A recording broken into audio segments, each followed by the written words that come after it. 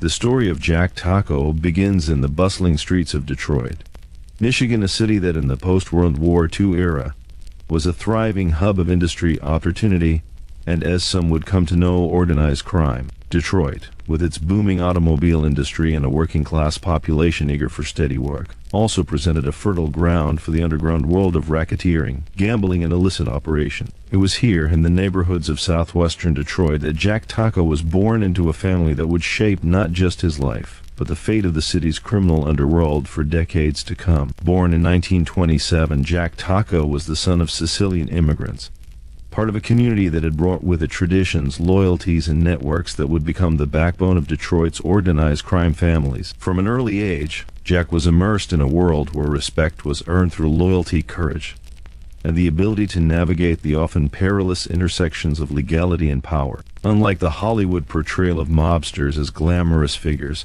life in Detroit's criminal circles was brutal, unforgiving, and rooted in survival. For Jack, it was a lesson in understanding both the opportunities and dangers that came with family ties, street connections, and the intricate social codes that governed the Mafia. As he grew, Jack observed the older generation of mobsters, men who had survived prohibition, who ran gambling operations, extortion schemes, and controlled key labor unions. He learned from them, watching their negotiations, their conflicts, and the quiet power they wielded without ever resorting to public attention.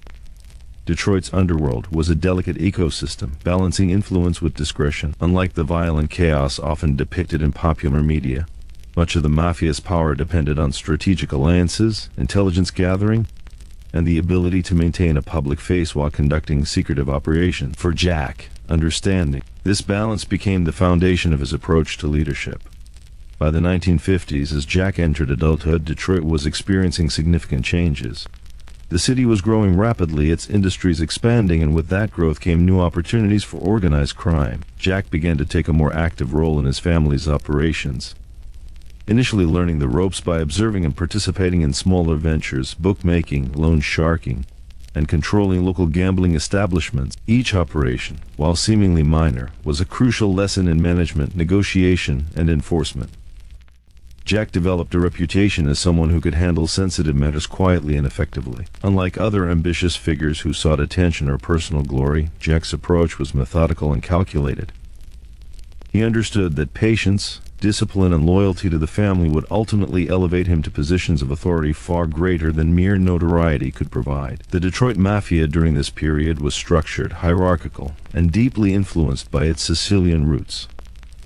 Jack Tocco's family, part of this network, had connections to influential figures not only in Michigan but across the Midwest. These relationships were essential for conducting large-scale operations and maintaining influence without drawing law enforcement scrutiny. Jack demonstrated an early talent for diplomacy, often acting as a mediator during disputes, preventing conflicts from escalating into violence that could attract unwanted attention. His ability to negotiate, combined with a natural charisma and intelligence, distinguished him from his peers and positioned him for leadership. By the 1960s, Jack's influence within the Detroit crime family was becoming more pronounced. The city was facing social and economic changes, labor unrest, shifting demographics, and the challenges of an evolving industrial landscape. These conditions created both opportunities and risks for organized crime. Jack recognized the importance of adapting, ensuring that the family remained relevant while avoiding unnecessary exposure. Under his guidance, the family diversified operations, moving beyond traditional rackets into more sophisticated enterprises, including gambling networks that extended into neighboring states. He emphasized secrecy, operational efficiency, and strategic alliances, solidifying the family's control over Detroit's underworld. Jack Tocco's rise was not marked by flashy displays of power, but by calculated steps that earned him respect from both allies and rivals. He understood the importance of image, being perceived as a steady, reliable leader who could maintain order and deliver results. In the Mafia world, reputation was everything, and Jack meticulously crafted his, balancing authority with discretion. His leadership style contrasted sharply with the impulsive violence that characterized other crime figures of the era. Jack's approach was more about influence, control, and long-term stability, which allowed him to consolidate power quietly, avoiding the public scandals that had brought down other families. Even as Jack grew more powerful, he faced constant challenges. Law enforcement was increasingly sophisticated. Federal investigations were expanding, and rival factions were always seeking to undermine established hierarchies. Jack's response was to build networks of trusted advisors, enforce strict codes of loyalty, and ensure that all operations were shielded from exposure. His understanding of human behavior, his strategic mindset, and his ability to anticipate threats allowed him to navigate these challenges effectively. He became known not just as a leader of the Detroit underworld, but as a figure whose authority was grounded in intelligence, foresight, and an unwavering commitment to the family's survival. By the 1970s, Jack Tocco had emerged as a central figure in Detroit's organized crime scene, earning the title of the Godfather of Detroit. Unlike predecessors who relied on sheer intimidation, Jack's power was built on careful management, alliances, and operational efficiency. His influence extended beyond the city, impacting regional operations and connecting Detroit's Mafia to national networks. Despite the notoriety associated with his role, Jack remained remarkably low profile, a reflection of his belief that discretion was a critical tool for survival and longevity in the criminal world. The early years of Jack Tocco's rise illustrate a fundamental truth about leadership in any high-risk environment.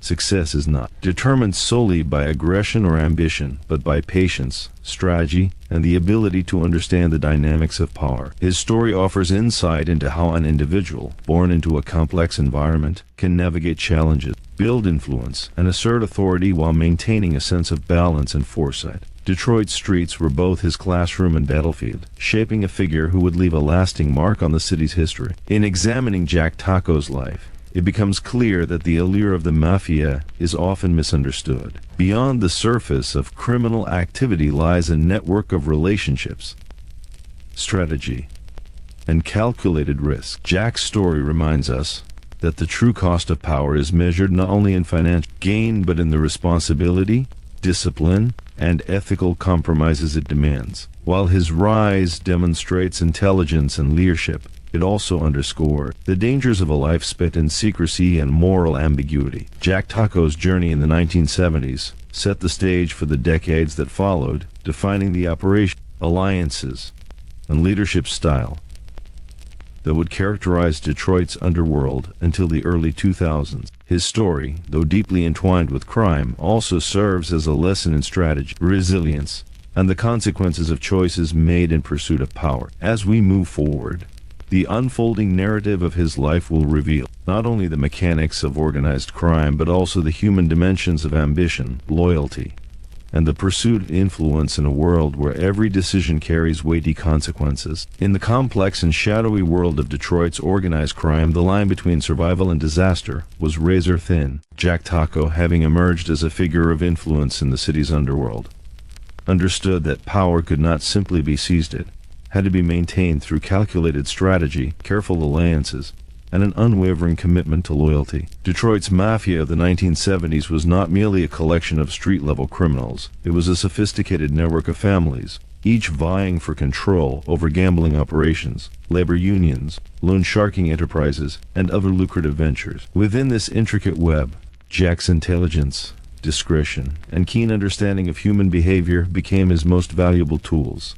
Detroit was a city in transition during this era. The automobile industry was both a blessing and a curse, providing economic growth, while also fostering social tension and opportunities for exploitation. The labor unions, in particular, represented a potent source of power. Control over these unions allowed access to resources, influence over workers, and the ability to manipulate industries for financial gain. Jack recognized early that strategic partnerships, both within his own family and with outside organizations, were essential. Alliances were rarely permanent. They were dynamic arrangements that required constant management, negotiation, and at times subtle enforcement. Loyalty was the currency of the Mafia, and Jack understood this more than most. Betrayal was not just a personal affront, it was a threat to operational security, financial stability, and ultimately life itself. He cultivated relationships with trusted associates, carefully vetting those around him to ensure they shared the same vision of discretion, strategy, and long-term survival. Unlike impulsive figures who relied on fear to command obedience, Jack built respect through competence, reliability, and the ability to deliver results without unnecessary spectacle. This approach allowed him to create a network of associates who were not only loyal but also highly effective, each understanding their role within a broader organizational framework. Detroit's underworld was not immune to conflict. Rival families and competing factions constantly tested the boundaries of power.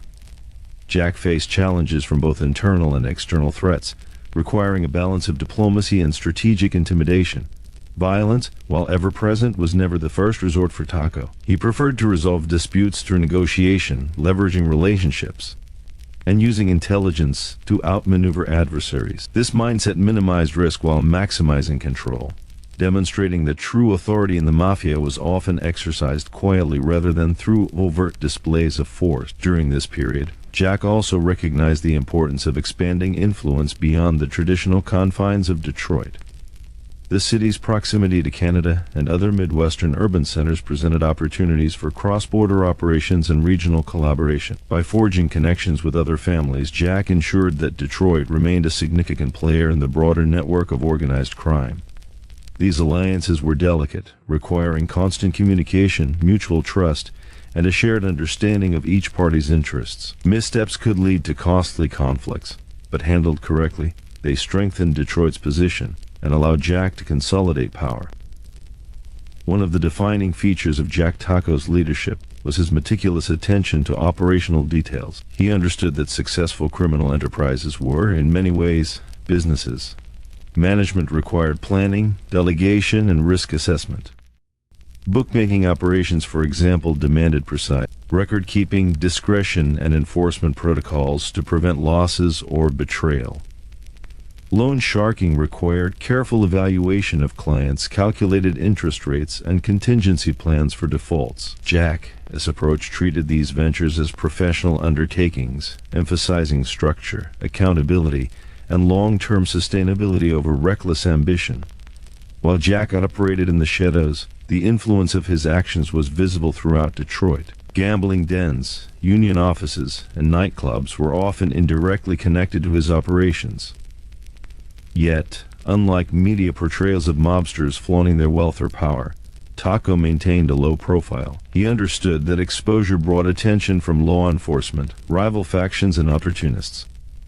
Discretion was a cornerstone of his strategy, allowing him to maintain control without provoking unnecessary scrutiny. His careful orchestration of events and operations was a lesson in how intelligence, patience, and subtlety could achieve far more than brute force alone.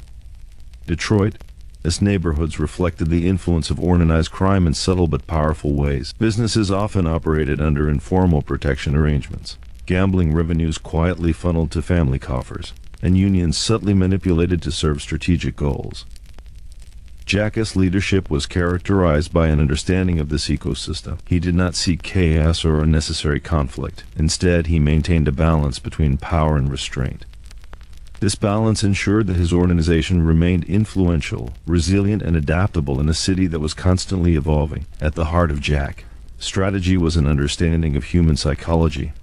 Loyalty was cultivated not through fear alone, but through respect, mentorship, and the perception of fairness. Associates knew that Tocco rewarded competence, honored commitments, and protected those who were faithful to the family. This created a culture in which members were motivated by more than obligation. They were invested in the success of the organization and the reputation of its leader. Jack's ability to inspire this kind of disciplined loyalty was rare in the Mafia, where distrust and betrayal often undermined even the most well-structured organizations. The 1970s also brought increased attention from federal authorities. Law enforcement agencies, including the FBI, were becoming more sophisticated in investigating organized crime. Jack understood that survival required both careful operational security and strategic legal navigation.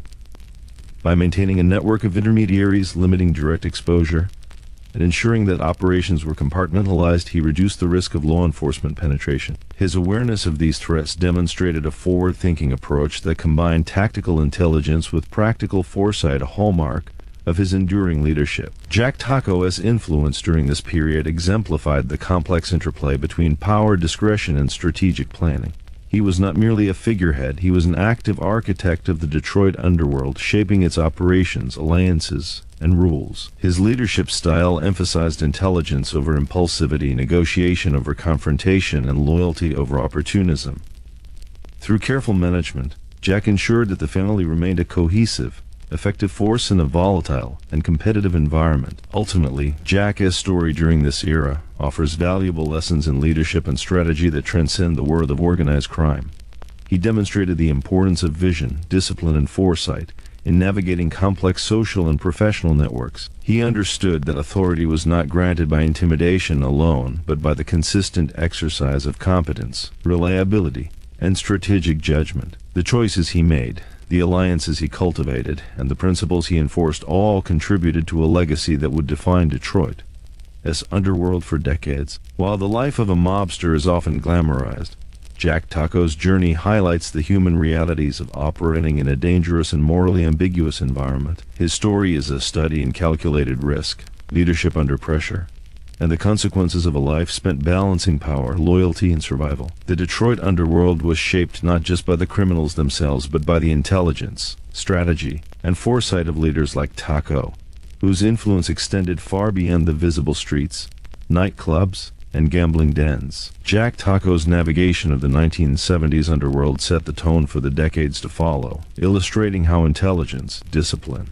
and strategic alliances could sustain influence even in a high-risk, high-stakes environment. His story, while rooted in crime, also serves as a cautionary tale about ambition, loyalty, and the complexities of power, offering insight into both the allure and the dangers of operating in a world where every decision carries weighty consequences. By the late 1970s, Detroit had become a city where opportunity and danger walked side by side, and nowhere was this duality more evident than in the world of gambling. Casinos, card rooms, sports betting operations, and underground lotteries were not just forms of entertainment, they were the lifeblood of Detroit's criminal economy. Jack Tocco, now a recognized leader in the city's underworld, understood that control over gambling meant control over both money and influence. It was a realm that required sharp intelligence, calculated risk, and an unerring sense of timing, all of which Jack had honed through years of careful observation and practice.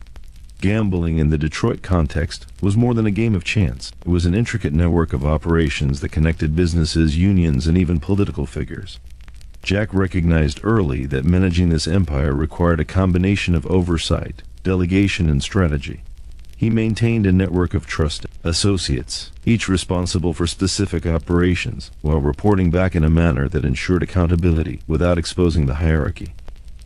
For Tocco, trust was everything. Every associate had to understand the stakes, not just in terms of money, but in terms of loyalty, secrecy, and operational integrity.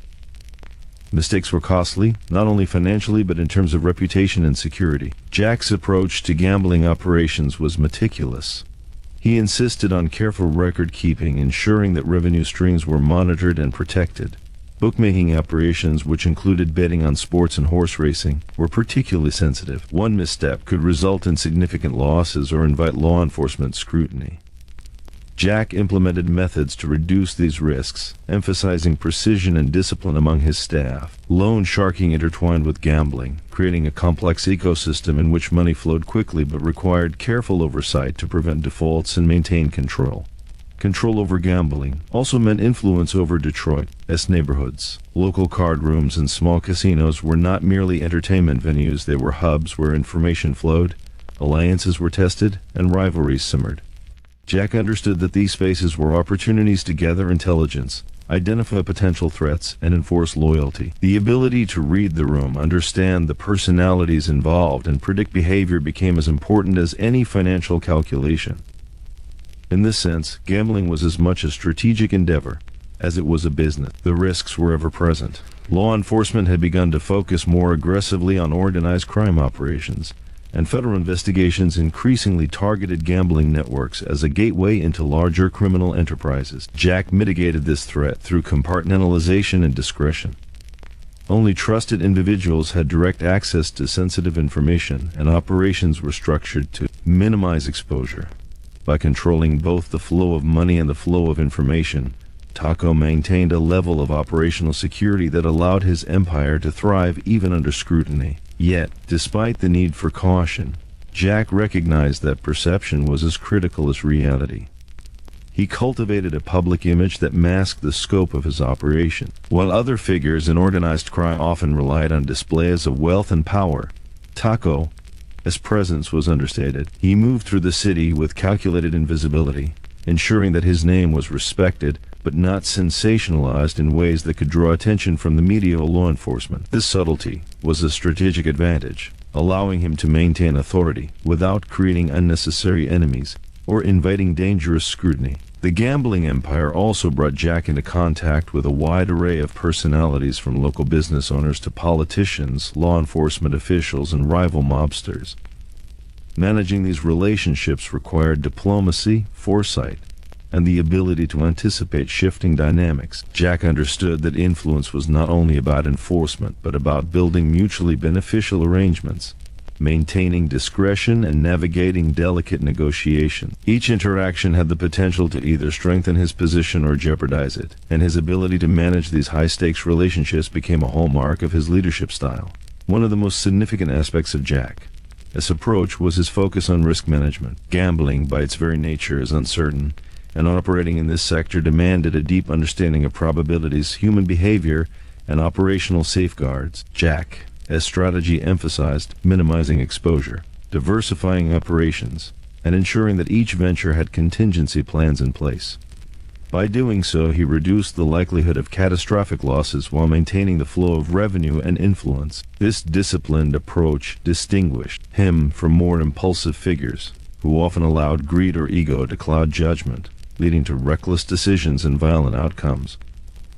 Jack also recognized the importance of succession and the cultivation of loyal, capable associates who could manage operations in his stead. By mentoring trusted individuals and instilling a culture of discipline, accountability, and strategic thinking, he ensured that the empire could endure beyond his immediate presence. This focus on continuity demonstrated his understanding of organizational longevity and insight that many of his contemporaries failed to prioritize. The gambling empire was not merely a source of personal wealth. It was a carefully managed network designed for sustained influence, operational stability, and long-term control. Detroit's gambling scene, under Tocco's guidance, became a sophisticated and highly structured network. It was not a chaotic collection of illicit operations, but a coordinated system in which every piece served a purpose. Every associate understood their role, and every decision was weighed carefully. Jack's ability to maintain this balance, to operate quietly yet effectively, allowed him to consolidate power in a city that was both dynamic and dangerous. The success of these operations demonstrated that leadership in the underworld was as much about intellect and strategy as it was about courage or force. Yet, the life that came with running such an empire was not without its costs. The constant need for vigilance, the pressure of managing multiple high-risk ventures, and the moral compromises inherent in organized crime created a complex personal landscape. Jack's choices ensured influence and control, but they also carried the weight of ethical ambiguity, personal risk, and the ever-present potential for betrayal. His story provides insight not only into the mechanics of organized crime, but also into the human dimensions of power, ambition, and survival. Ultimately, the gambling empire that Jack Tocco built in Detroit exemplifies the intersection of intelligence, strategy, and operational discipline. It was a world where success required understanding people as much as finances, where discretion was more powerful than spectacle, and where every decision carried significant consequences. By navigating this challenging environment with skill, foresight, and careful planning, Jack solidified his position as a central figure in the city, as Underworld. The lessons embedded in this chapter of his life extend beyond crime. They speak to the importance of strategy, risk management, and leadership in any high-stakes environment. They highlight how patience, discipline, and a deep understanding of systems can create sustainable influence, while impulsive behavior and disregard for operational complexity often lead to failure. Jack Tocco's story, as uncomfortable as it may seem, provides a lens into how power is wielded, maintained, and preserved even in the most challenging and morally complex arenas. Detroit. Gambling world was a crucible for Tocco, testing his intelligence, patience, and leadership abilities. By mastering this domain, he not only secured wealth and influence, but also demonstrated the critical importance of foresight, strategy, and disciplined execution in achieving long-term success. For those seeking to understand the dynamics of organized crime, leadership, or human behavior, this period of Jack Tocco's life offers profound insights into the interplay of opportunity, risk, and the consequences of choices made under pressure. The world of organized crime is rarely confined to shadowed alleys or hidden gambling dens.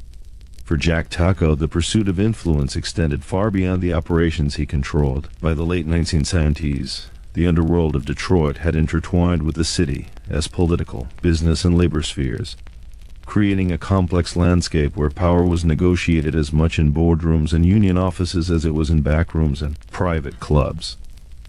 Tocco's rise was defined not only by his ability to manage criminal operations, but by his understanding that long-term control required navigating the corridors of legitimate authority with as much skill as he applied to the streets. Detroit, at that time, was a city of contrasts. Its industrial might fueled a booming economy, yet it also created social and political tensions that shaped the opportunities available to organized crime. Labor unions were particularly critical. They control access to jobs, influence industrial output, and had the ability to sway public opinion. For Tocco, cultivating influence within these unions was not merely about corruption, it was about establishing networks that could provide intelligence, mediate disputes, and ensure operational continuity. He recognized that power extended beyond violence or intimidation. It required strategic alliances with those who held authority in legitimate structures. Tocco's approach to power was methodical. He avoided reckless confrontations, instead opting for subtlety, negotiation, and calculated leverage. While other figures in organized crime often relied on threats to assert control, Tocco focused on building relationships that provided mutual benefit. Politicians, business leaders, and union officials who understood the value of discretion and loyalty were welcomed into his orbit. These relationships were not based solely on coercion. They were maintained through trust, favors, and the careful cultivation of reputation. By fostering connections with influential figures, Tocco created a buffer against potential conflicts and ensured that the family's operations could proceed with minimal disruption. Detroit, political climate was both an opportunity and a challenge. City leadership, municipal agencies, and law enforcement were constantly in flux, and navigating this landscape required not just connections, but an understanding of the broader dynamics at play. Tocco demonstrated remarkable insight into human behavior, motivations, and ambition. He could anticipate the moves of rivals, the decisions of politicians, and the likely actions of law enforcement. This foresight allowed him to make preemptive moves, negotiate advantageous arrangements, and maintain influence even in uncertain circumstances. In many ways, his leadership resembled that of a chess master, thinking several steps ahead while managing multiple contingencies simultaneously. The Detroit connection, as Tocco's network came to be known, extended beyond city limits. Midwest operations, cross-border collaborations, and alliances with other crime families strengthened his reach. These networks were essential for expanding influence while insulating the family from potential legal or operational threats. Tocco's ability to coordinate across these networks, balancing competing interests and ensuring loyalty, demonstrated a level of sophistication rarely matched in the underworld. He understood that the survival of the organization depended not on brute force alone, but on intelligence, diplomacy, and strategic foresight. At the core of Tocco's strategy was discretion. While the media often sensationalized the lives of mobsters, Tocco maintained a remarkably low public profile. He avoided ostentatious displays of wealth or power, understanding that visibility could provoke rivals or draw law enforcement scrutiny. His influence was subtle yet pervasive, felt in the decisions of unions, the operation of gambling networks, and the behavior of regional affiliates. This invisibility was not passive, it was an active, calculated choice that amplified his authority while minimizing risk. Tocco's relationship with the labor movement exemplified his strategic mindset.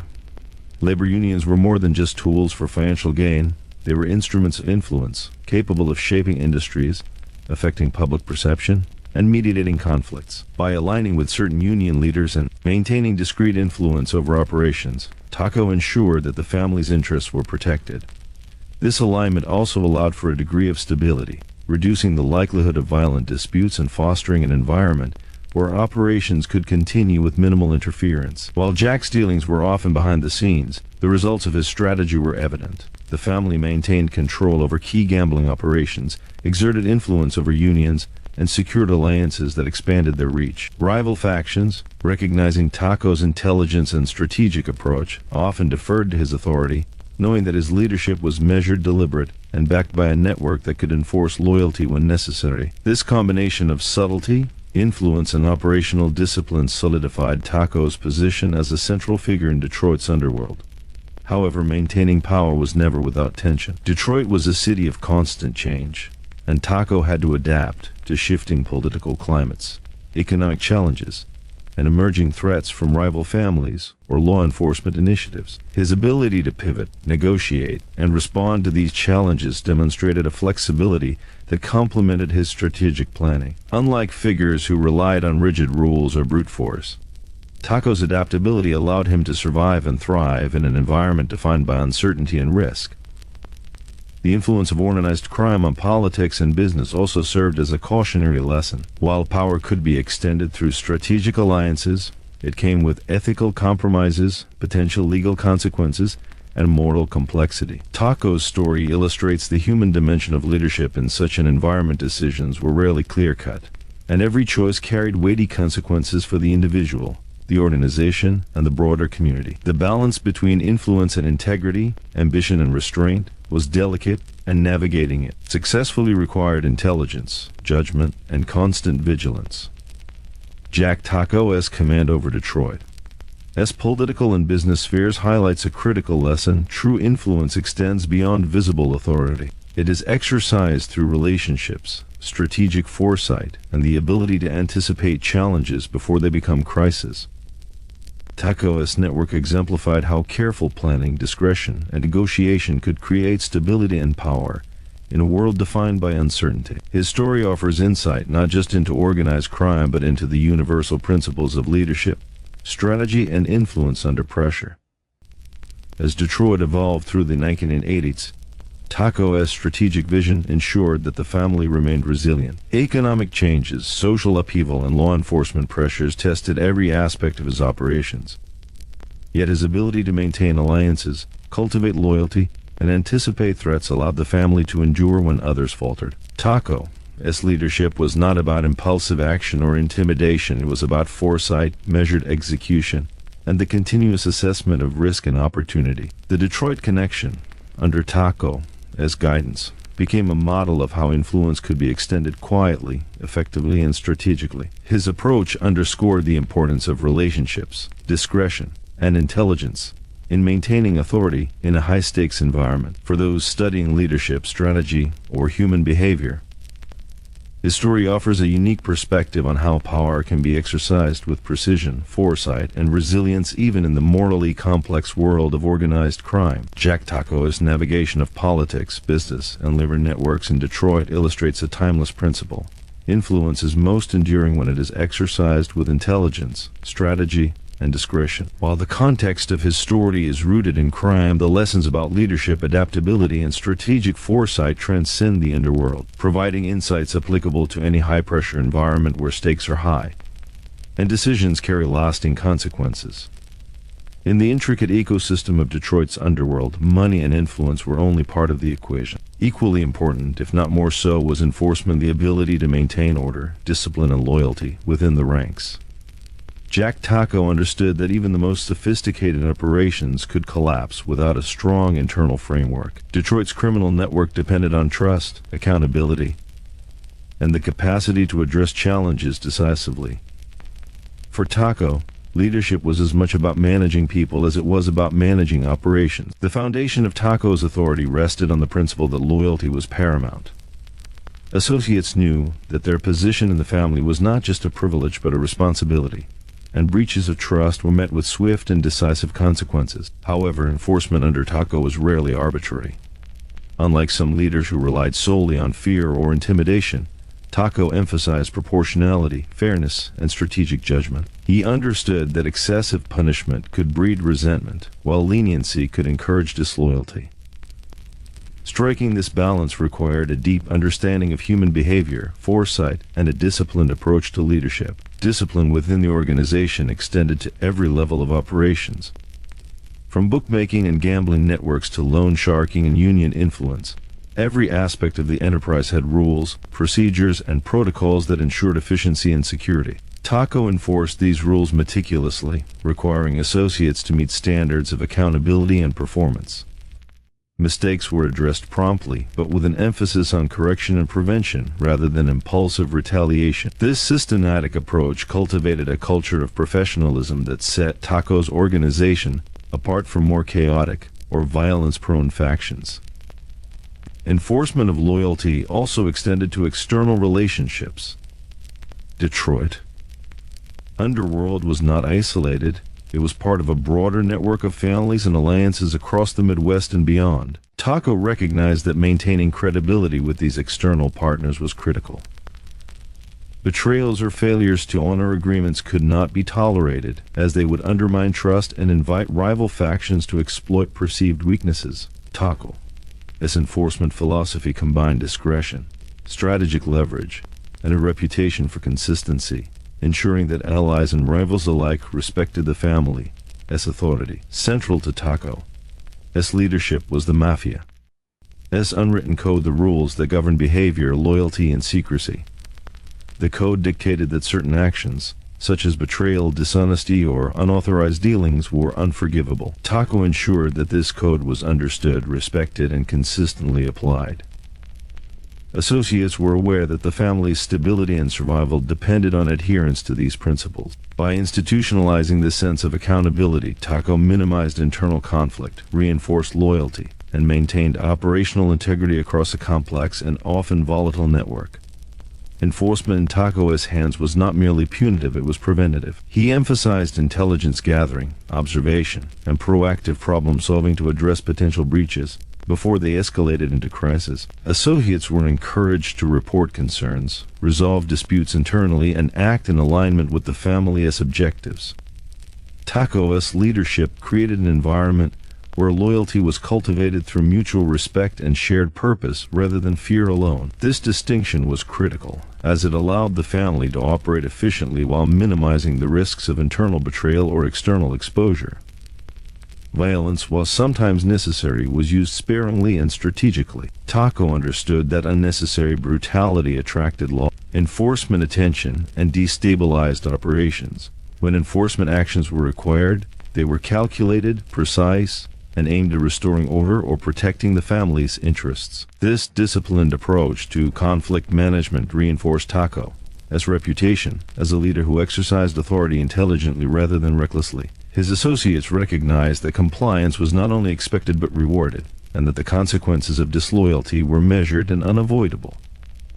The culture of discipline extended beyond enforcement to the everyday conduct of members. Associates were expected to maintain a level of professionalism in interactions with outsiders, manage their operations responsibly, and demonstrate respect for the hierarchy. Tocco's focus on organizational culture ensured that the family's operations were cohesive, resilient, and adaptable to challenges. It also allowed for smoother coordination between different divisions of the enterprise, from gambling and loan sharking to union influence and regional alliances. Tocco's approach to enforcement and loyalty also highlights a broader lesson about leadership in high-risk environments. Effective leaders understand that authority is not maintained through fear alone, but through consistent, fair, and strategic management. They recognize that long-term influence depends on building trust, creating clear expectations, and fostering a culture in which members are motivated to act in alignment with organizational goals. Tocco's success in Detroit demonstrates that even in morally complex or dangerous settings, disciplined leadership and adherence to principles can produce stability and control. Another critical aspect of Tocco's enforcement strategy was the emphasis on discretion. Actions taken to maintain loyalty or discipline were often executed behind the scenes, minimizing public exposure and reducing the likelihood of external scrutiny. This approach allowed the family to project strength without inviting unnecessary attention from law enforcement or rival factions. Tocco's discretion was as much a tool of enforcement as the rules themselves. reinforcing the perception that the family was both powerful and judicious. The enforcement of loyalty under Tocco also served as a deterrent.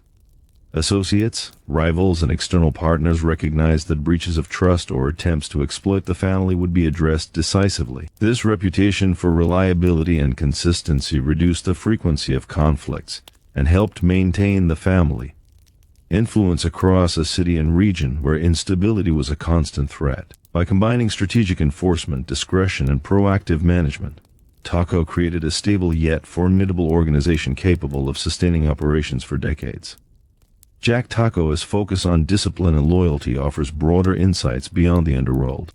It demonstrates the importance of organizational structure, accountability, and proactive management in any complex system. Success is rarely a product of individual effort alone. It depends on cultivating reliable networks, enforcing standards, and ensuring that all members understand their roles and responsibilities. Tocco's approach illustrates how consistent leadership, strategic foresight, and ethical clarity within a framework, even one morally ambiguous, can create enduring influence and stability. As criminal landscape evolved, Tocco's reputation for enforcement, loyalty, and disciplined leadership solidified his position at the top of the underworld. Associates knew that operating within his organization required intelligence, integrity, and a willingness to adhere to the rules, while rivals respected his consistency, strategic acumen, and ability to maintain order without unnecessary violence. These qualities distinguished Tocco as more than just a figure of authority. They made him a model of controlled, sustainable leadership in an environment defined by risk, uncertainty, and moral complexity. Ultimately, Tocco's approach to enforcement and loyalty underscores a timeless truth. Leadership is about more than authority. It is about creating structures, relationships, and expectations that ensure cohesion, resilience, and long-term success. While his methods operated within the context of organized crime, the principles he applied, discipline, accountability, foresight, and discretion, offer lessons for anyone seeking to navigate high-stakes environments with intelligence, strategy, and integrity. Jack Tocco's mastery of enforcement and loyalty ensured that Detroit's underworld operated as a cohesive, disciplined, and enduring enterprise. His legacy in this regard is not measured solely by wealth or influence, but by his ability to create a culture of trust, accountability, and strategic foresight that sustained the family through decades of uncertainty, challenge, and change. As Jack Tocco solidified his leadership within Detroit, he understood that local dominance alone was insufficient to sustain long-term power. The world of organized crime was interconnected, stretching across state lines and international borders. To maintain influence and protect his operations, Tocco had to expand beyond Detroit, forging strategic alliances and overseeing operations in surrounding regions. Expansion was not about reckless ambition. It was a calculated strategy to strengthen the family's reach while mitigating risks inherent in a city under constant scrutiny. Tocco's expansion strategy relied on meticulous planning. He assessed neighboring markets for potential opportunities in gambling, loan sharking, and other revenue-generating ventures.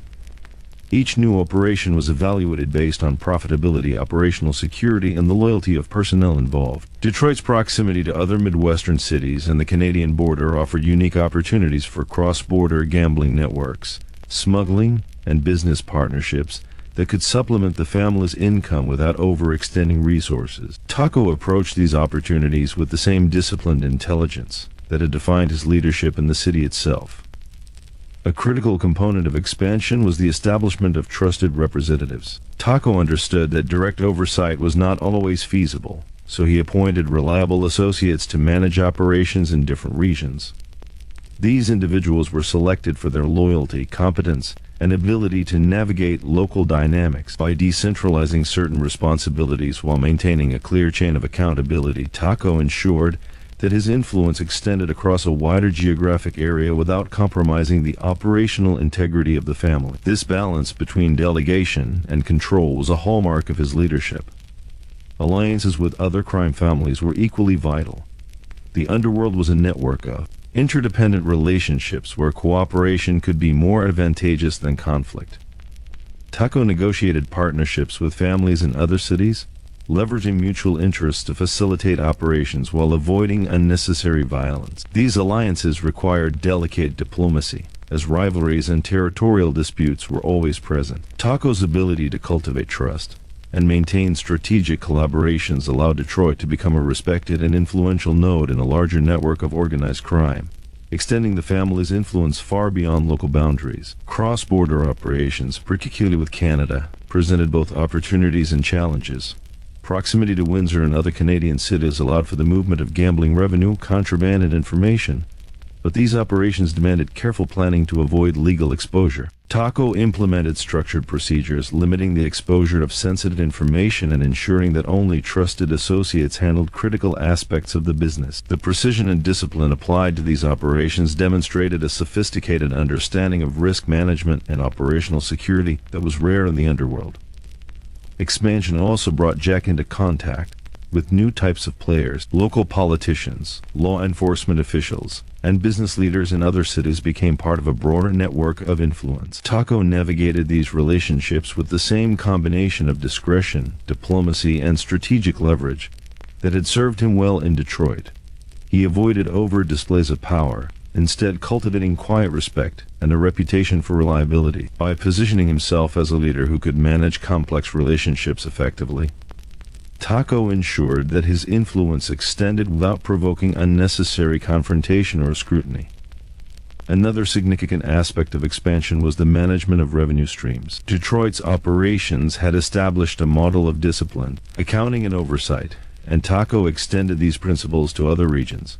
Each branch of the operation was monitored, with regular reporting and checks to ensure consistency and accountability. This level of oversight minimized the risk of mismanagement or theft and reinforced the authority of Tocco's leadership across multiple geographic locations. It also demonstrated that organized crime, when conducted at this level, required intelligence, structure, and administrative competence comparable to legitimate businesses. Tocco's strategy for expansion emphasized discretion and subtlety. Unlike other ambitious figures who flaunted their influence or sought public recognition, Tocco operated quietly. His approach minimized the risk of law enforcement investigation while allowing the family to integrate seamlessly into new territories. Local operators respected his authority not because of public intimidation but because of the precision, reliability, and foresight with which he executed operations. This quiet effectiveness enhanced Detroit's reputation as a well-managed and disciplined criminal enterprise. Risk management was central to Tocco's expansion philosophy.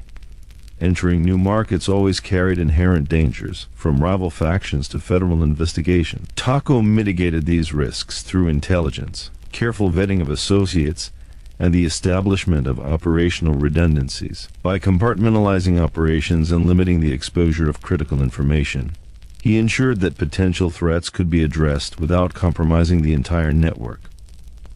This methodical approach allowed expansion without overexposing the family to unnecessary vulnerabilities. Tocco's expansion strategy also included a focus on reputation.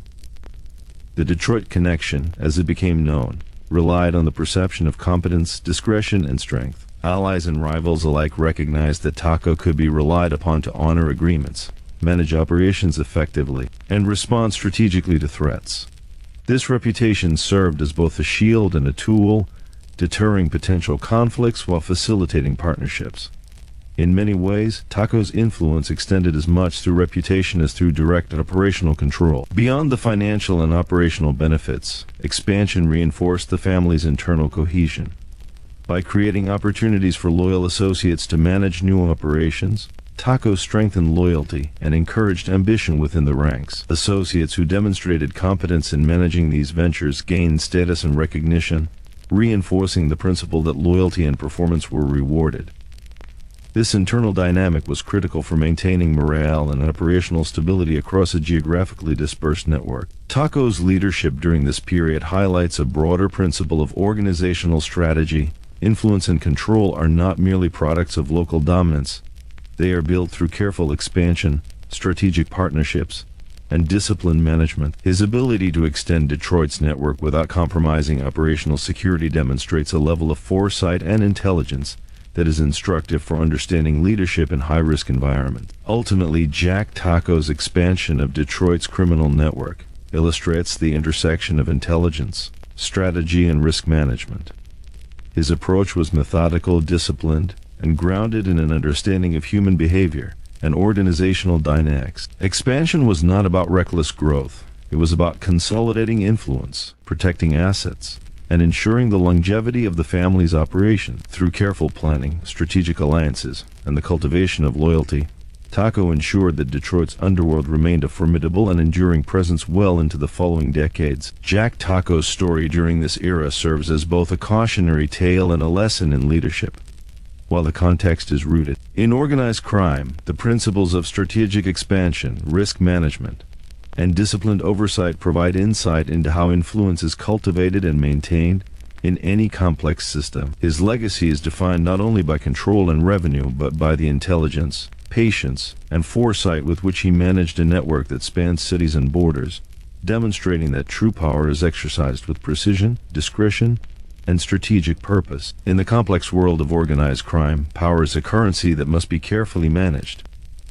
Jack Tocco understood that true influence did not come solely from wealth or the capacity for violence, but from a balance between fear and respect. Detroit, as Underworld, was a volatile environment, and maintaining authority required a nuanced approach to leadership. Tocco's style was distinguished by his ability to command obedience without overtly relying on intimidation, to enforce rules without unnecessary brutality, and to cultivate loyalty while projecting strength.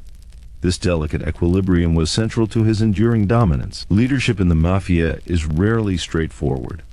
Unlike a corporate hierarchy where authority is codified and largely predictable, the underworld is fluid and rife with uncertainty. Alliances shift, rivals compete for power, and law enforcement pressure is ever present. Tocco's genius lay in his understanding of these dynamics. He recognized that fear alone could secure temporary compliance, but respect created lasting influence. Associates were motivated not simply by the threat of punishment, but by confidence in his judgment, admiration for his strategic intelligence, and recognition of the rewards for loyalty. Tocco's enforcement methods reinforced this balance. Disloyalty, betrayal, or incompetence were addressed decisively but measuredly. Punishments were proportional to the offense, delivered in a way that maintained the organization's integrity, while deterring future transgressions. Violence, when used, was precise and purposeful, not impulsive or gratuitous. This approach cultivated a reputation for fairness and consistency, qualities that were critical in a world where unpredictability could spell disaster. By blending fear with respect, Tocco ensured that the family remained cohesive, disciplined, and resilient in the face of internal and external pressures. Respect in Tocco's philosophy extended beyond the immediate family to allies, rivals, and external partners. In Detroit's interconnected criminal network, relationships with other families, businesses, and influential figures were essential. Tocco approached these relationships with a careful balance of assertiveness and diplomacy. He recognized that perceived strength was as important as actual power, and he leveraged both to negotiate favorable outcomes, avoid unnecessary conflicts, and establish mutually beneficial arrangements. Rivals respected Tocco because he was capable, disciplined, and strategic, yet they also understood that crossing him carried serious consequences. This dual approach of fear and respect required constant attention. Leadership was not a static achievement, but a dynamic practice that demanded awareness of shifting alliances, evolving threats, and emerging opportunities. Tocco remained vigilant, observing associates, monitoring rival factions, and maintaining situational awareness that allowed him to anticipate problems before they escalated. By combining strategic foresight with disciplined enforcement, he created a stable and predictable structure within an inherently unpredictable environment. Part of this stability stemmed from Tocco's ability to inspire loyalty through rewards and recognition. Associates who demonstrated competence, discretion, and reliability were entrusted with greater responsibility and influence. Promotions and privileges were not arbitrary, but earned, reinforcing the principle that loyalty and performance were rewarded. His system of merit-based recognition strengthened internal cohesion and motivated members to operate at their best, even under the pressures of a high-risk, high-stakes environment. Tocco also understood the importance of perception. In the underworld, image often equates to power. He maintained a low public profile, avoiding unnecessary media attention or ostentatious displays of wealth. Yet within the network, his reputation was formidable. Associates, allies, and rivals alike recognized his intelligence, decisiveness, and capacity to maintain order. The combination of quiet authority and measured enforcement created a psychological impact that reinforced his leadership without requiring constant demonstration of force. Balancing fear and respect also required emotional intelligence, a skill that Tocco had developed over decades.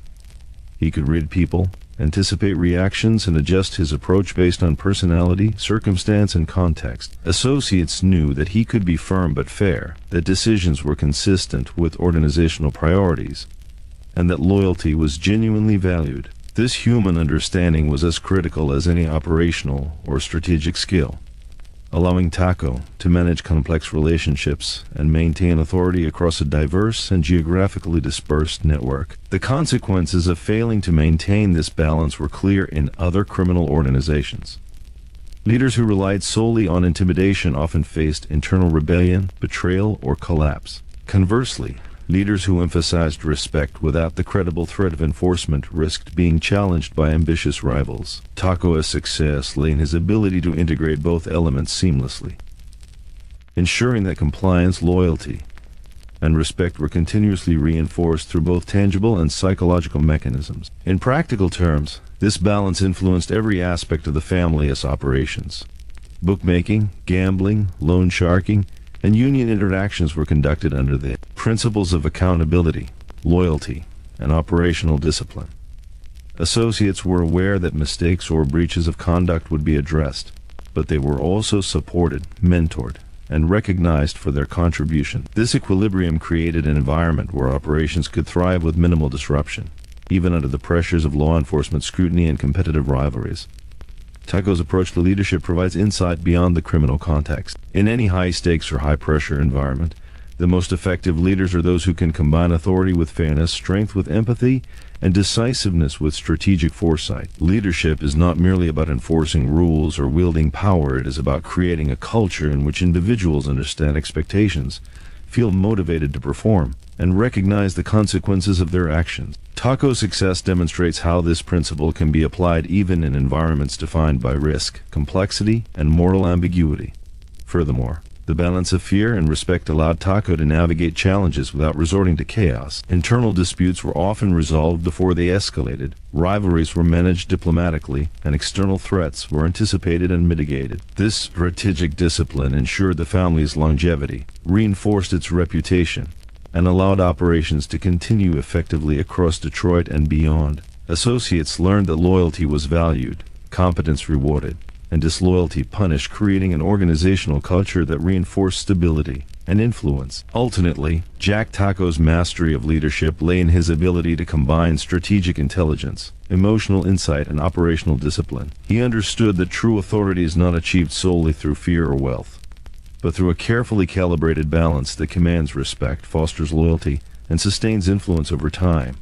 Detroit's Underworld, with its inherent volatility, served as a proving ground for these principles, and Tocco's enduring dominance illustrates their effectiveness in navigating complex, high-risk environments. Tocco's legacy as a leader is defined not just by his control over operations, but by the culture he created, one in which loyalty, accountability, and strategic foresight were valued above impulsive action or arbitrary violence. His ability to maintain authority through balance, intelligence, and foresight ensured that the family remained cohesive, influential, and resilient for decades, even amid the challenges of law enforcement scrutiny, rival factions, and the shifting social landscape of Detroit. Jack Tocco's story in this period of his life provides a timeless lesson.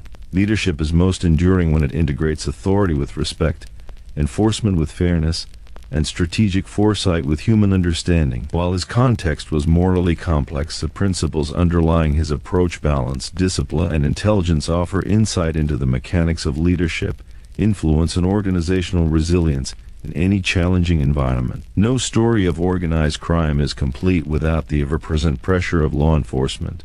And for Jack Tocco, the shadow of investigation was a constant reality. As Detroit's underworld evolved in the late 1970s and into the 1980s, federal authorities, local police, and investigative agencies intensified their efforts to dismantle organized crime networks. Tocco, acutely aware of this heightened scrutiny, understood that the family's survival depended not only on operational discipline, but also on careful legal navigation, intelligence gathering, and preemptive risk management. Detroit's law enforcement landscape presented a complex challenge.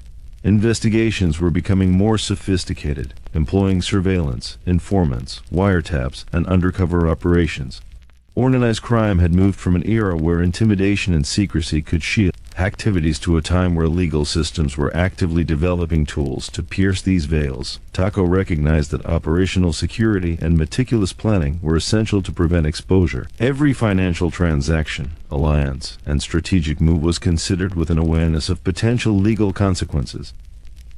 One of Tocco's most effective strategies was compartmentalization. Sensitive operations were divided into discrete units, each managed by trusted associates who were carefully vetted.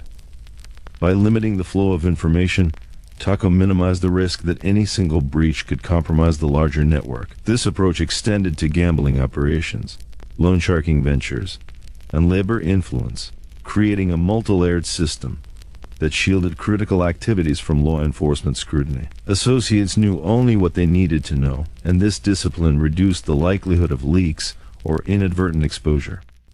Tocco also emphasized discretion in personal behavior. Unlike more flamboyant figures in the criminal world, he maintained a low public profile, avoiding situations that might attract media attention or generate rumors that could trigger investigation. Travel, meetings, and even day-to-day routines were carefully calculated to minimize risk. By appearing unremarkable, Tocco was able to operate under the radar, maintaining authority and influence without inviting scrutiny. This strategic invisibility became a cornerstone of his leadership and survival. Another critical component of Tocco's approach was intelligence. Staying ahead of law enforcement required awareness of ongoing investigations, trends in legal strategy, and potential vulnerabilities within the family. Trusted intermediaries were responsible for gathering information, monitoring federal and local activities, and alerting leadership to emerging threats. This intelligence network allowed Tocco to anticipate challenges, make informed decisions, and take preventive measures before investigations could reach critical stages. Knowledge became a tool of survival as much as influence. Legal strategy was not limited to internal precautions. Tocco cultivated relationships with attorneys, political figures, and other intermediaries who could provide guidance or intercession when necessary. By understanding the legal environment, Tocco was able to navigate potential pitfalls, mitigate risk, and maintain the family's operations even as scrutiny intensified. This combination of legal foresight and operational discipline reflected a sophisticated understanding of the interplay between law enforcement and organized crime. Despite these precautions, the pressure of constant investigation shaped the culture of the family. Associates were trained to operate cautiously, maintain documentation where necessary, and avoid behaviors that could expose them to legal jeopardy. Meetings were conducted in secure locations, communication was carefully controlled, and risk assessments were routine. Tocco instilled an awareness that even minor mistakes could have severe consequences, reinforcing a culture of vigilance and accountability.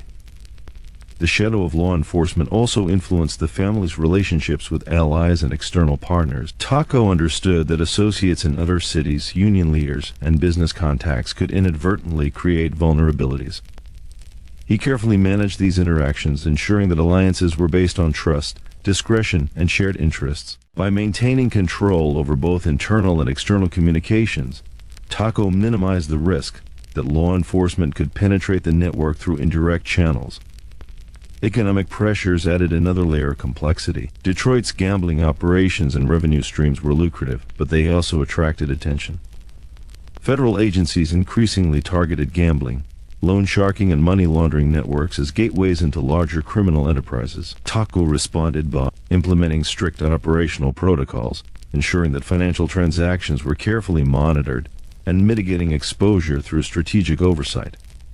These measures demonstrated that operational discipline and legal foresight were inseparable in maintaining the family's stability. The personal dimension of constant scrutiny cannot be understated. Living under the shadow of potential investigation placed immense psychological pressure on Tocco and his associates. Decisions had to be calculated, risks constantly evaluated, and loyalty continuously reinforced. This environment demanded resilience, patience, and a high level of strategic thinking. Mistakes could not only threaten operations but also personal freedom. Tocco's ability to maintain composure and decision-making clarity under this pressure reinforced his effectiveness as a leader. The increased attention from law enforcement also reshaped the family's tactics for maintaining control over rivals and enforcing loyalty. Covert operations, careful negotiation, and disciplined management became more critical than overt displays of power. Tocco understood that law enforcement scrutiny could turn impulsive violence into a liability, potentially exposing the organization to arrests and prosecutions. Strategic restraint, therefore, was not a weakness, it was a calculated approach to long-term survival. Tocco's navigation of this environment highlights a broader lesson about risk management and leadership.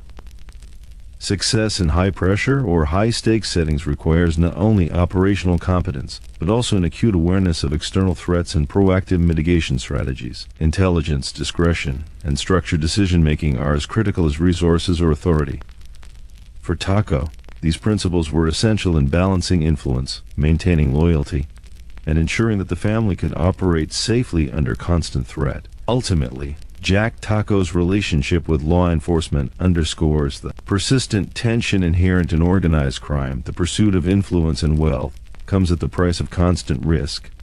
Survival and success depended on intelligence, strategic foresight, and disciplined operational management. The ability to anticipate threats, compartmentalize sensitive operations, and maintain discretion created a resilient organization capable of withstanding both internal and external pressure. Tocco's story during this era offers an enduring lesson about the interplay between risk, strategy, and leadership. In environments where danger is constant and stakes are high, success is determined not by boldness alone, but by careful preparation, vigilance, and disciplined execution. The principles that allowed Tocco to navigate law enforcement scrutiny, foresight, structure, intelligence, and discretion remain applicable in any domain where complex networks, high stakes, and unpredictable threats exist. Detroit's Underworld under Tocco demonstrates that leadership is not simply a matter of asserting power. It requires balancing internal cohesion with external awareness, enforcing loyalty while avoiding unnecessary exposure,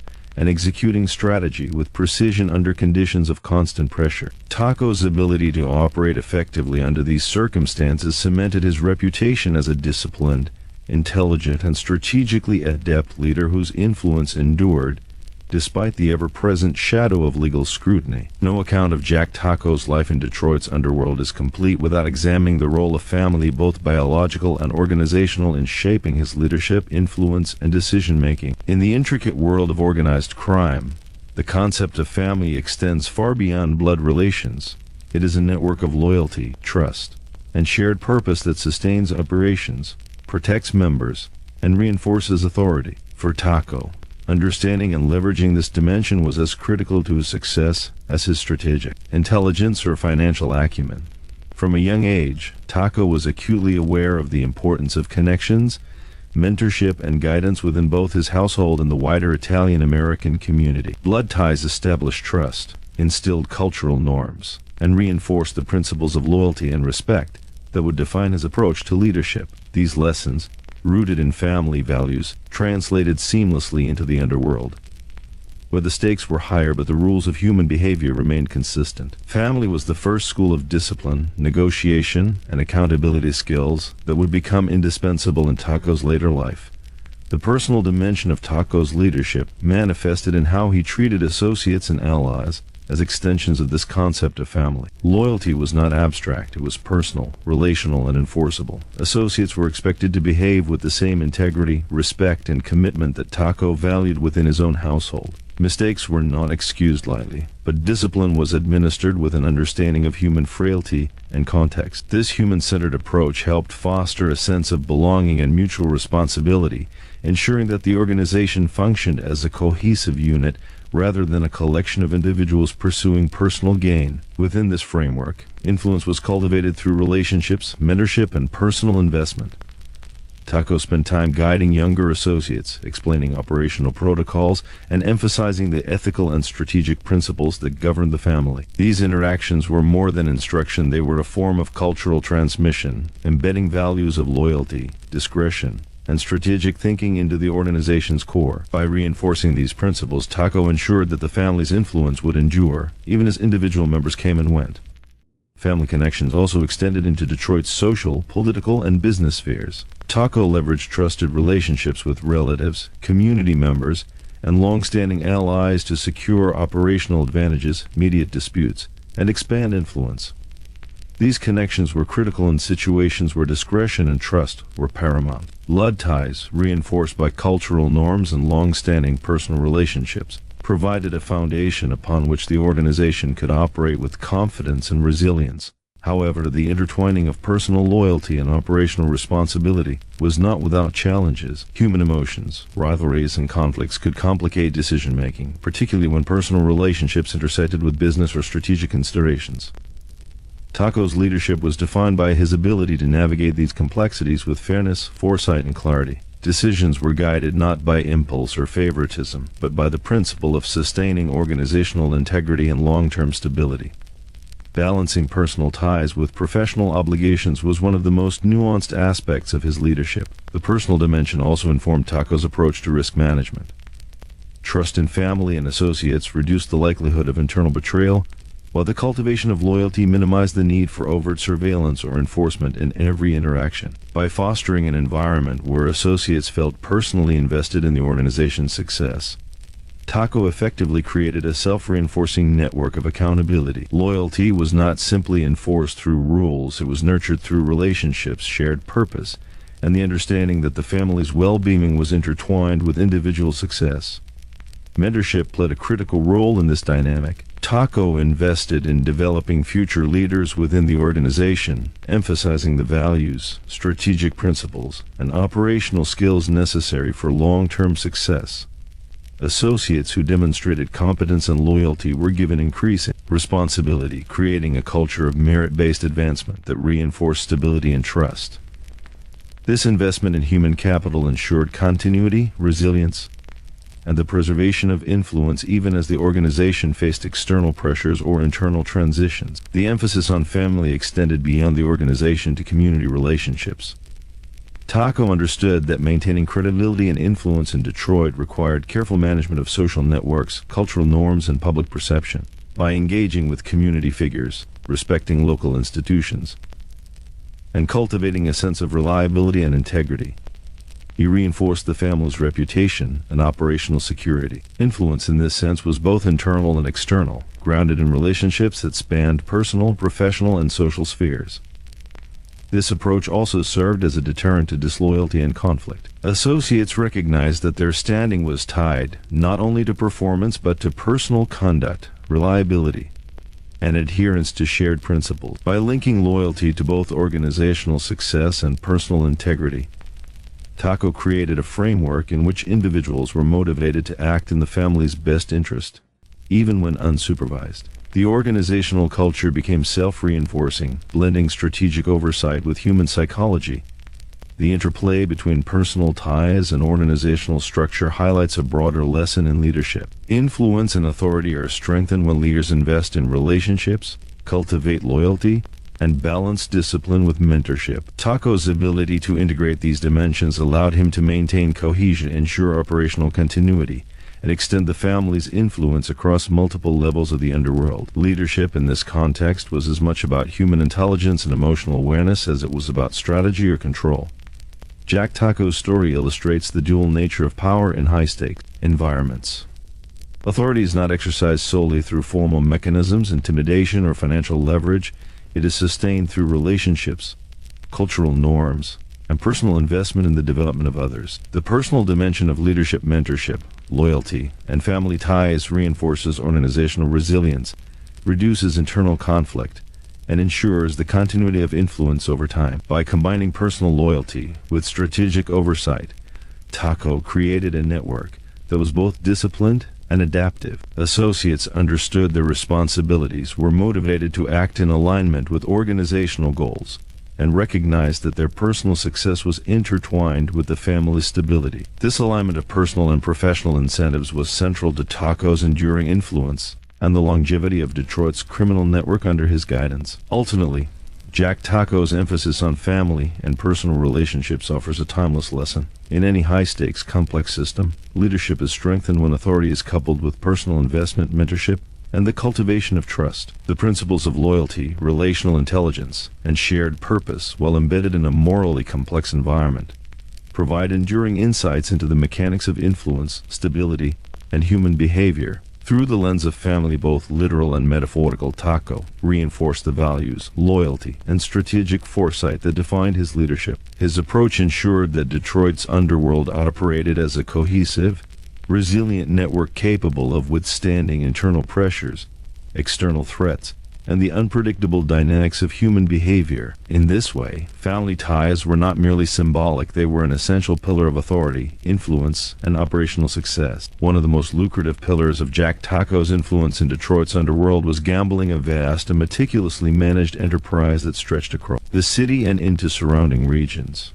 While gambling may seem straightforward on the surface, controlling it at the scale and complexity Tocco did required intelligence, discipline, and strategic foresight. He understood that revenue alone was not enough. Control, risk management, and operational integrity were the keys to sustaining influence and authority over decades. Detroit, during the late 1970s and 1980s, was a city of opportunity for gambling operation. Betting on sports, running private card games, and managing illicit casinos offered substantial revenue streams that could fund other aspects of the family's operation. Yet these ventures carried enormous risk. Law enforcement scrutiny, rival factions vying for territory, and the unpredictability of human behavior all threatened the stability of the enterprise. Tocco approached this challenge with the precision of a seasoned strategist, combining operational oversight with a keen understanding of human psychology.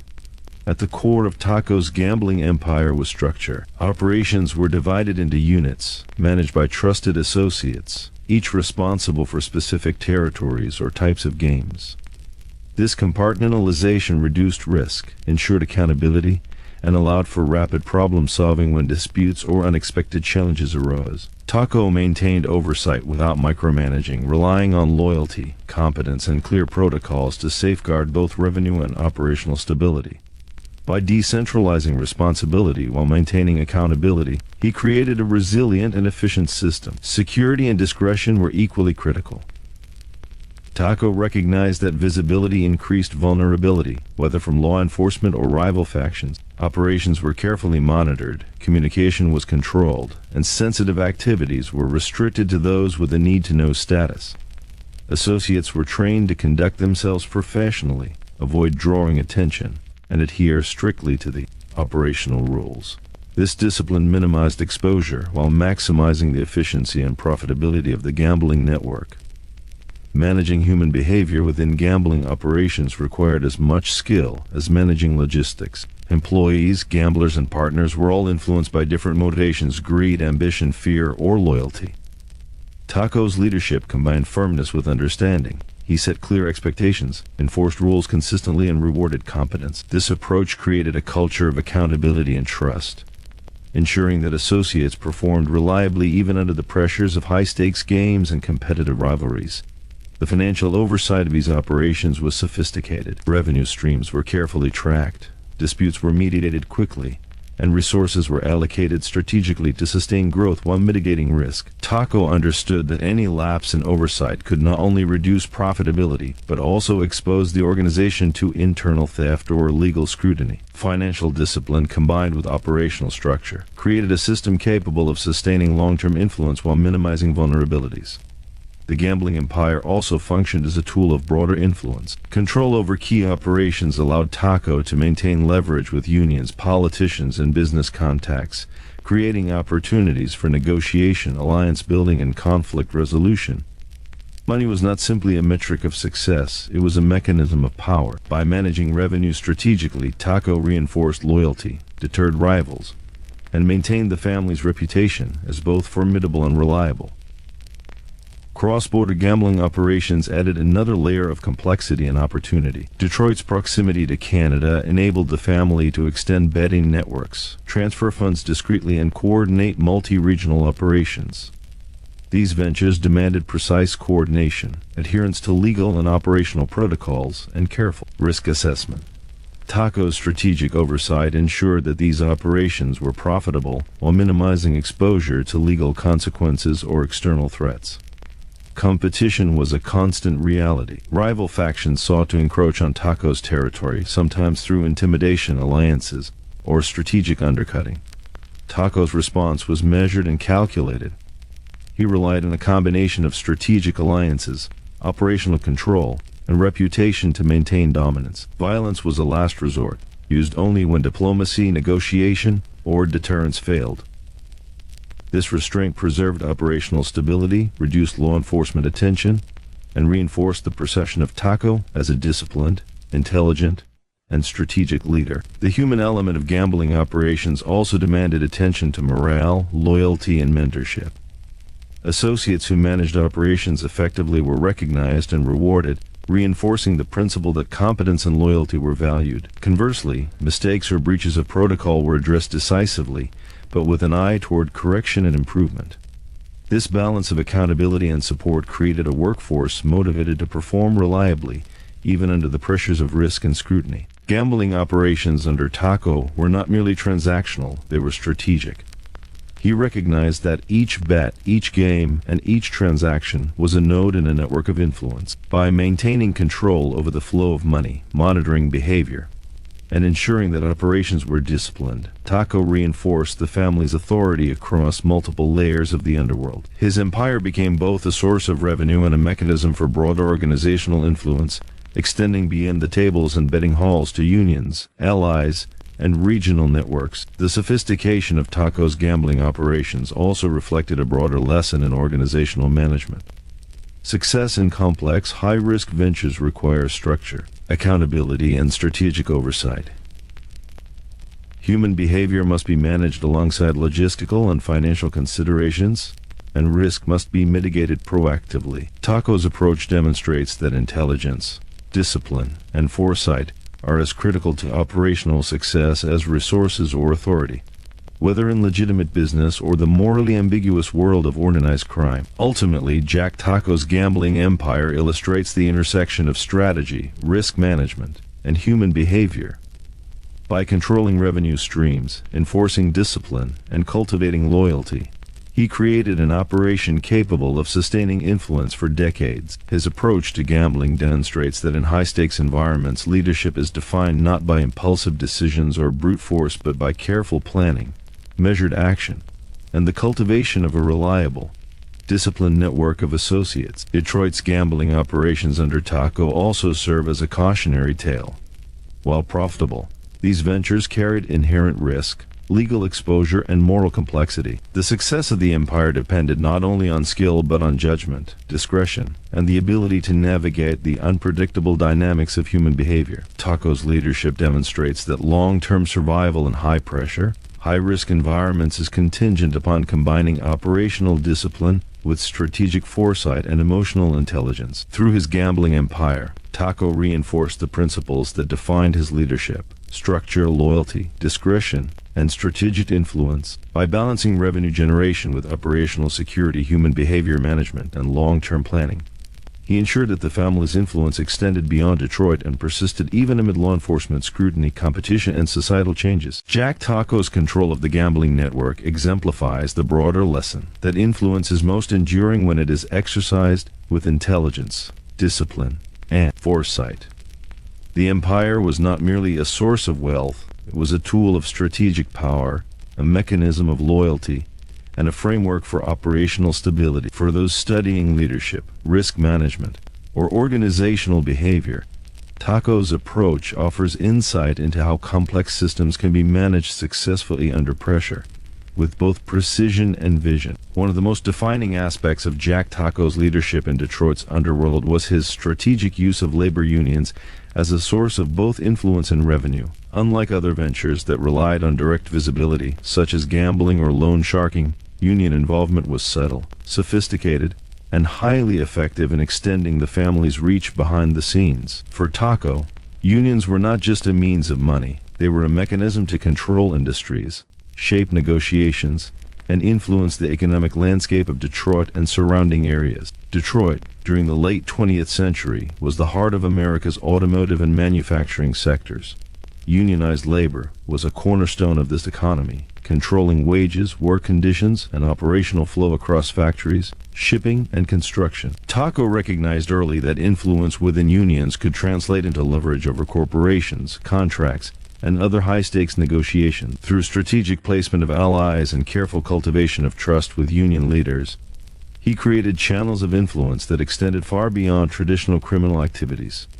The methodology was precise and calculated. Associates embedded within unions served as points of contact, gathering intelligence on negotiations, internal disputes, and management strategies. This information allowed Tocco to anticipate outcomes, mediate conflicts, and strategically position the family to benefit financially or politically. Control over union votes, leadership elections, and operational decisions provided leverage that could be used to broker deals, secure kickbacks, or enforce compliance from external partners. The sophistication of this network reflected Tocco's understanding that power often lies in subtle influence rather than overt domination. Enforcement and loyalty played a critical role in union operations. Just as with gambling or other ventures, Tocco relied on a disciplined hierarchy of trusted associates who understood the rules and the stakes.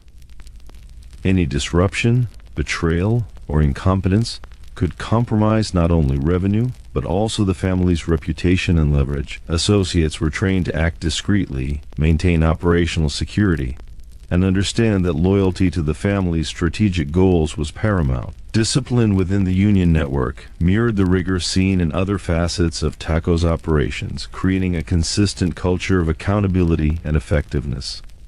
Financially, union influence was highly lucrative. The family could negotiate arrangements with contractors, secure favorable terms for union members, and receive payments for facilitating deals or protecting interests. These funds were often less visible than gambling revenue, but were equally critical in maintaining the organization's financial health. The ability to leverage influence without direct confrontation allowed Tocco to extend the family's reach while minimizing exposure to law enforcement or rival factions. In many ways, the union network became a backbone of operational stability and strategic influence. Labor control also provided opportunities for broader political and social influence. Through unions, Tocco could interact with city officials, business leaders, and community organizations, shaping policy, public opinion, and economic priorities. By positioning the family as a stabilizing force capable of mediating disputes and ensuring operational continuity, he built a reputation for reliability that extended beyond the underworld. This ability to operate in both legal and extralegal spheres reflects the sophistication of Tocco's strategic vision. Risk management was critical in this domain. Union involvement could attract scrutiny from federal agencies, including the Department of Labor, the FBI, and organized crime task forces. Tocco mitigated this risk through compartmentalization, trusted intermediaries, and strict operational protocols. Associates involved in union operations were carefully vetted, trained in discretion, and closely monitored. By controlling the flow of information and maintaining strict adherence to operational procedures, Tocco minimized the likelihood of exposure while maximizing the family's strategic advantage. The human dimension was equally important. Tocco understood that personal relationships, respect, and reputation were central to sustaining influence within unions.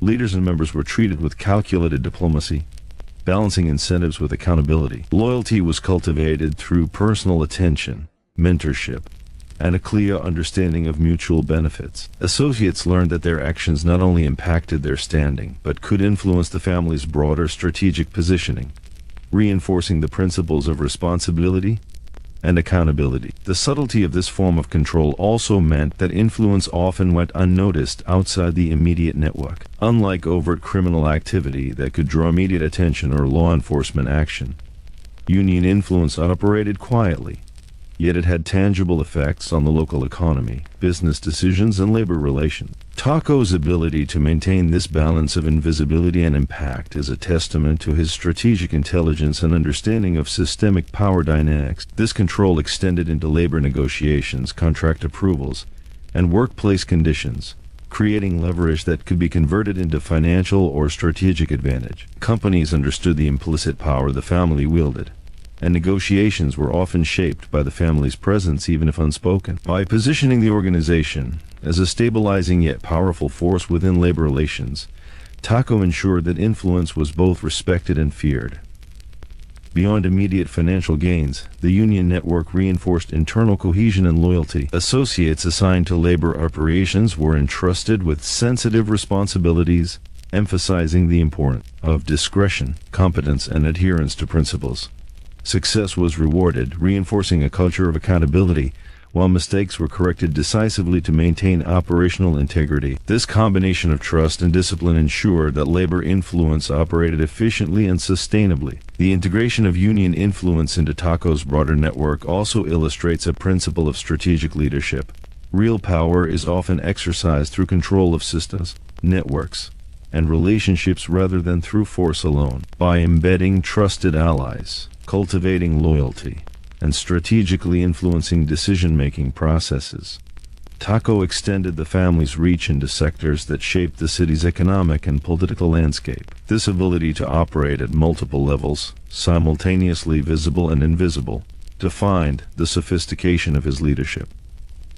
Ultimately, Jack Tocco's involvement in unions highlights a critical lesson about leadership and influence. Effective control requires more than direct authority. It requires strategic foresight, operational discipline, and the ability to cultivate and manage relationships. Influence can be exerted quietly, subtly, and effectively, often in ways that are invisible to the casual observer, but have profound long-term consequences. Tocco's success demonstrates that systemic leverage, combined with operational integrity and disciplined execution, is a powerful tool for sustaining authority. Through union influence and labor control, Tocco extended the family's power beyond the obvious trappings of organized crime into sectors that shaped the city's economy, politics, and social dynamics. This subtle form of authority exemplified the combination of strategy, discipline, and foresight that defined his leadership. Detroit's labor network under Tocco became both a financial engine and a tool of influence, reflecting the nuanced, intelligent,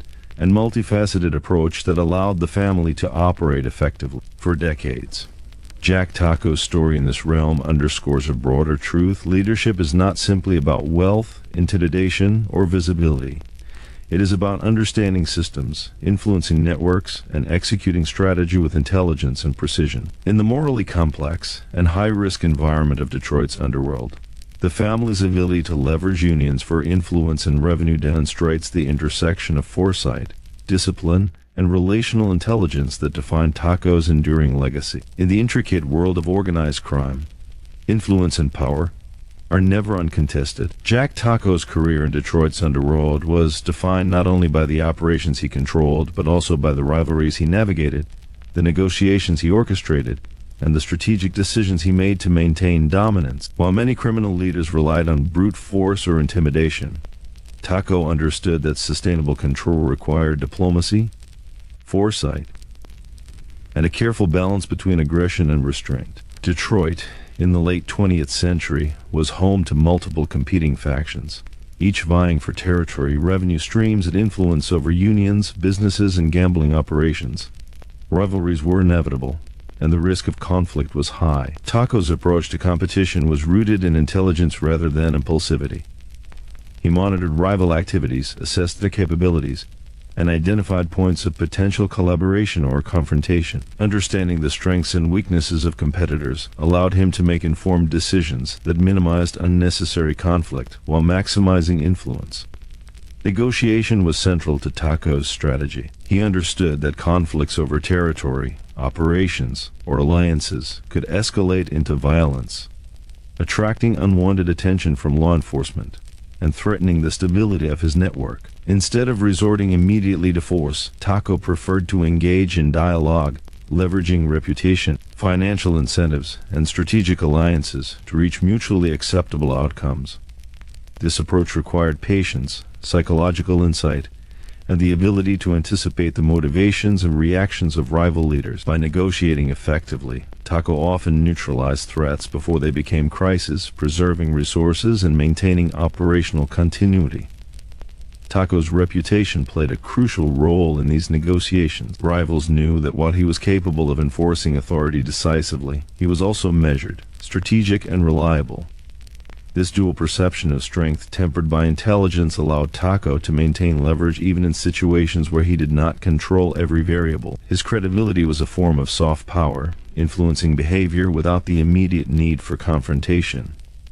Rivals respected the calculated restraint and strategic foresight that guided his decisions, understanding that challenging Tocco recklessly could have severe consequences. Conflict management within Detroit's underworld was not merely reactive, it was proactive. Tocco anticipated potential disputes over gambling operations, labor influence, and territorial boundaries, and he implemented preventative measures to reduce the likelihood of escalation. Associates were trained to recognize early warning signs of tension, maintain discretion, and report concerns up the chain of command. This proactive approach to risk management reinforced the family's stability, prevented costly disputes, and enhanced Tocco's reputation as a leader capable of maintaining order amid a volatile environment. Alliances, both formal and informal, were equally critical. Tocco cultivated relationships with other criminal families, business leaders, and influential community figures to secure mutual benefits and create networks of influence that extended beyond Detroit. These alliances were not static. They required continuous attention, negotiation, and management to remain effective. By maintaining a web of connections grounded in trust, reciprocity, and shared interest, Tocco strengthened his position while reducing the likelihood of isolated conflicts escalating into broader confrontations. The strategic use of reputation also shaped internal dynamics. Associates and subordinates understood that Tocco's approach to rivals was disciplined and calculated. Loyalty, competence, and discretion were rewarded, while recklessness or disloyalty could undermine both the organization's position and individual standing. This internal culture ensured that members acted in alignment with organizational goals, reducing the risk that personal rivalries or impulsive decisions would compromise the family's influence. By aligning incentives with strategic objectives, Tocco reinforced both loyalty and operational effectiveness. Rivalries were not limited to other families. Internal competition, ambitious associates, and divergent interests within the network also posed challenges. Tocco managed these internal tensions with the same combination of intelligence, negotiation, and accountability. Open communication, clearly defined roles, and consistent enforcement of rules mitigated the risk of internal conflict. By fostering a culture of respect and disciplined adherence to organizational priorities, he maintained cohesion even amid the inherent pressures of high-stakes operations. The ability to combine negotiation with strategic deterrence was a hallmark of Tocco's leadership. While diplomacy was the preferred tool, the capacity for decisive enforcement underpinned the credibility of negotiations. Rivals and associates alike knew that agreements were backed by the authority and operational power necessary to ensure compliance. This combination of soft and hard power allowed Tocco to maintain dominance without relying excessively on violence, creating a more stable and predictable environment in which the family could operate. External pressures, including law enforcement, political shifts, and economic changes, added complexity to Tocco's management of rivalries. Each decision required consideration of multiple variables, from potential legal exposure to the reactions of allies, competitors, and the broader community. Tocco's capacity to synthesize information, anticipate consequences, and execute strategy with precision reinforced his effectiveness. Rivalries were navigated not merely as immediate conflicts, but as components of a larger, long-term strategy for influence and stability. Financial stakes were inseparable from rivalry management. Control over gambling, labor, and union influence was a source of wealth, and disputes over these resources could escalate rapidly. Tocco's approach combined operational oversight with strategic diplomacy, ensuring that revenue streams were protected while conflicts were resolved efficiently. By maintaining both financial discipline and political acumen, he ensured that Detroit's underworld remained profitable, stable, and resilient, even amid competitive pressures. This period also underscored the importance of patience and timing. Strategic restraint allowed Tocco to choose battles carefully, engage in negotiation when advantageous, and wait for opportunities to consolidate influence.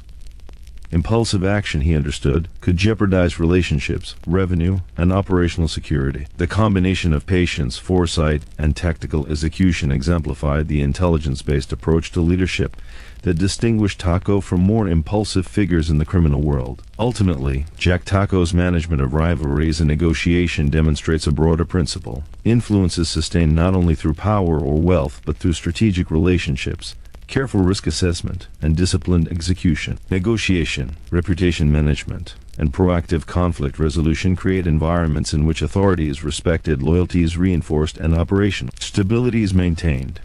Tocco's success illustrates how intelligence, discipline, and relational awareness can serve as enduring tools of leadership in high-stakes and morally complex environments. Detroit's underworld under Tocco exemplified the intersection of strategy, diplomacy, and enforcement.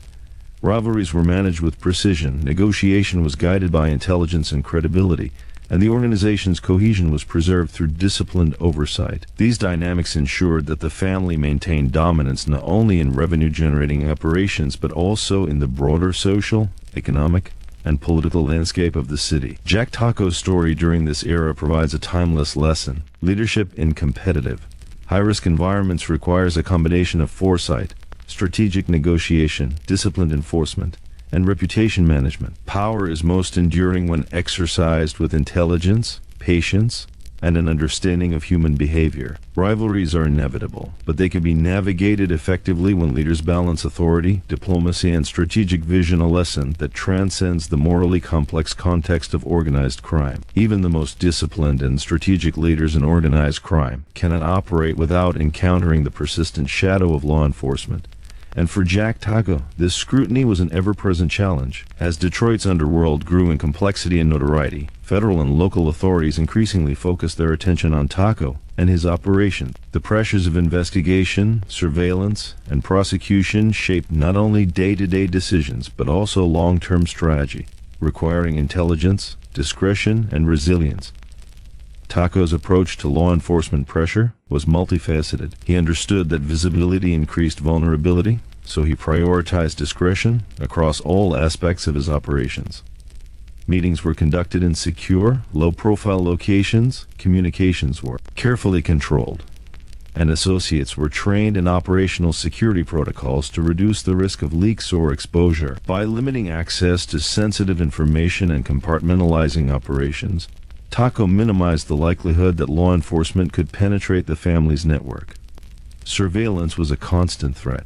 Wiretaps, undercover agents, and informants were increasingly used by federal authorities to gather evidence against organized crime figures. Tocco responded with both caution and foresight, monitoring associates for any signs of unreliability, employing trusted intermediaries to manage sensitive tasks, and emphasizing strict adherence to protocols. Awareness and preparation became as important as operational control, allowing him to anticipate potential exposure and take proactive measures to protect both personnel and the organization's assets. Legal strategy played a critical role in Tocco's management of law enforcement risk.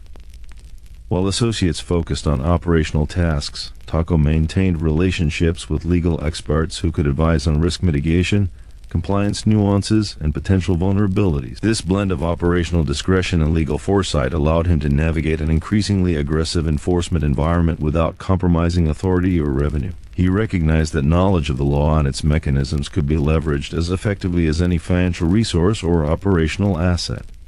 Pressure from law enforcement also required Tocco to cultivate psychological resilience among his associates. The threat of raids, subpoenas, or arrests could destabilize even disciplined teams, leading to mistakes, panic, or internal dissent. Tocco emphasized composure, vigilance, and confidence in operational procedures. Associates were trained to respond calmly under stress, maintain adherence to protocols, and prioritize long-term strategic thinking over reactive behavior. This culture of resilience ensured that external pressures did not erode internal cohesion or compromise organizational goals. Risk management extended to financial operations as well. Revenue streams, particularly from gambling, labor influence, and loans, were closely monitored to reduce the risk of detection or financial mismanagement. Tocco implemented systems that allowed for accountability, transparency within the organization, and strategic oversight, balancing the need for secrecy with operational efficiency. By maintaining rigorous financial discipline, the family could sustain its operations while mitigating the risk of exposure through audits, investigations, or informants. Tocco's leadership during periods of scrutiny also relied heavily on intelligence. Associates tasked with monitoring law enforcement activities gathered information on surveillance patterns, investigative priorities, and enforcement initiatives. This intelligence network allowed Tocco to make informed decisions, adjust operations preemptively, and anticipate the movements of federal agents. Knowledge in this environment became a tool of survival as much as influence, allowing the organization to operate with foresight rather than reaction. Reputation management was another critical element. Tocco's ability to maintain a low public profile minimized the attention of media and law enforcement alike. Unlike more flamboyant figures in organized crime who attracted scrutiny through ostentation, Tocco prioritized discretion, subtlety, and operational invisibility. Associates understood the importance of behavior in public spaces, communication methods, and even financial presentation. Maintaining credibility while avoiding unnecessary attention became an essential skill for anyone within the organization. Despite all precautions, law enforcement pressure inevitably resulted in challenges. Investigations could disrupt operations, require costly legal responses, and threaten the stability of the network. Tocco's strategic response was measured and deliberate. Operations were temporarily adjusted, sensitive activities were paused or relocated, and associates were reinforced with clear guidance to maintain composure and operational integrity. This ability to adapt under pressure was critical to sustaining both authority and influence in a high-risk environment. The human factor in law enforcement pressure cannot be understated. Associates face stress, uncertainty, and the temptation of cooperation with authorities. Tocco's approach combined discipline with human understanding. Loyalty was cultivated through trust, mentorship, and clear expectations, while accountability ensured that individuals recognized the consequences of disloyalty or carelessness. By balancing firmness with relational awareness, Tocco maintained cohesion even as external threats intensified. Tocco's experience underscores a critical principle in leadership under pressure. Survival is contingent upon strategic foresight, operational discipline, and the ability to integrate intelligence with human management. Law enforcement scrutiny was not a challenge to be met with reactionary force alone. It required careful planning, anticipatory action, and disciplined execution. By maintaining these principles, Tocco ensured that the family could withstand external pressures without losing influence, revenue, or organizational stability. The broader lesson extends beyond organized crime. In any high-stakes environment, whether business, politics, or complex operations, leaders must anticipate scrutiny, manage risk proactively, and balance authority with strategic intelligence. Tocco's ability to operate effectively under constant observation demonstrates the importance of preparation, foresight, and disciplined execution in sustaining influence and achieving long-term objectives. Tocco also recognized the psychological and symbolic aspects of law enforcement pressure. The perception that the family could endure scrutiny without faltering reinforced authority, deterred rivals, and bolstered loyalty among associates. By demonstrating resilience, discipline, and strategic competence, he maintained credibility both internally and externally. Influence, in this context, was not only operational but psychological, a form of authority that extended beyond the tangible assets of gambling operations or labor control. The period of intense law enforcement focus also highlighted the importance of adaptability. Tocco continuously reassessed strategies, modified operational procedures, and integrated new intelligence to stay ahead of potential threats. Flexibility, combined with discipline, ensured that the organization could pivot effectively in response to evolving circumstances without compromising its core principles or authority. This adaptive capacity became a defining feature of Tocco's leadership style, allowing the family to survive decades of scrutiny while maintaining influence over Detroit's underworld. Ultimately, Jack Tocco's navigation of law enforcement pressure illustrates a timeless lesson. Authority and influence are sustained not by brute force alone, but by intelligence, discretion, strategic planning, and the management of human and operational networks. The ability to anticipate threats, enforce discipline, maintain cohesion, and operate with foresight under constant scrutiny is a hallmark of effective leadership. Tocco's experience demonstrates that resilience, preparation, and strategic intelligence are as critical to survival as resources, power, or wealth. Detroit's underworld under Tocco became a model of operational discipline, intelligence-led decision-making, and adaptive leadership. Law enforcement pressure, though persistent and formidable, was met with calculated responses, strategic foresight, and a culture of loyalty and discipline. By integrating intelligence, operational control, and human management, Tocco ensured that the family not only survived but maintained influence, stability, and resilience in an environment defined by constant risk. Jack Tocco's story during periods of intense scrutiny serves as a lesson in leadership, resilience, and strategy. Whether facing legal threats, rival factions, or the unpredictable dynamics of human behavior, he demonstrated that careful planning, intelligence-driven decision-making, and disciplined execution can sustain authority even under relentless external pressure. For Jack Tocco, sustaining influence in Detroit was only part of the equation.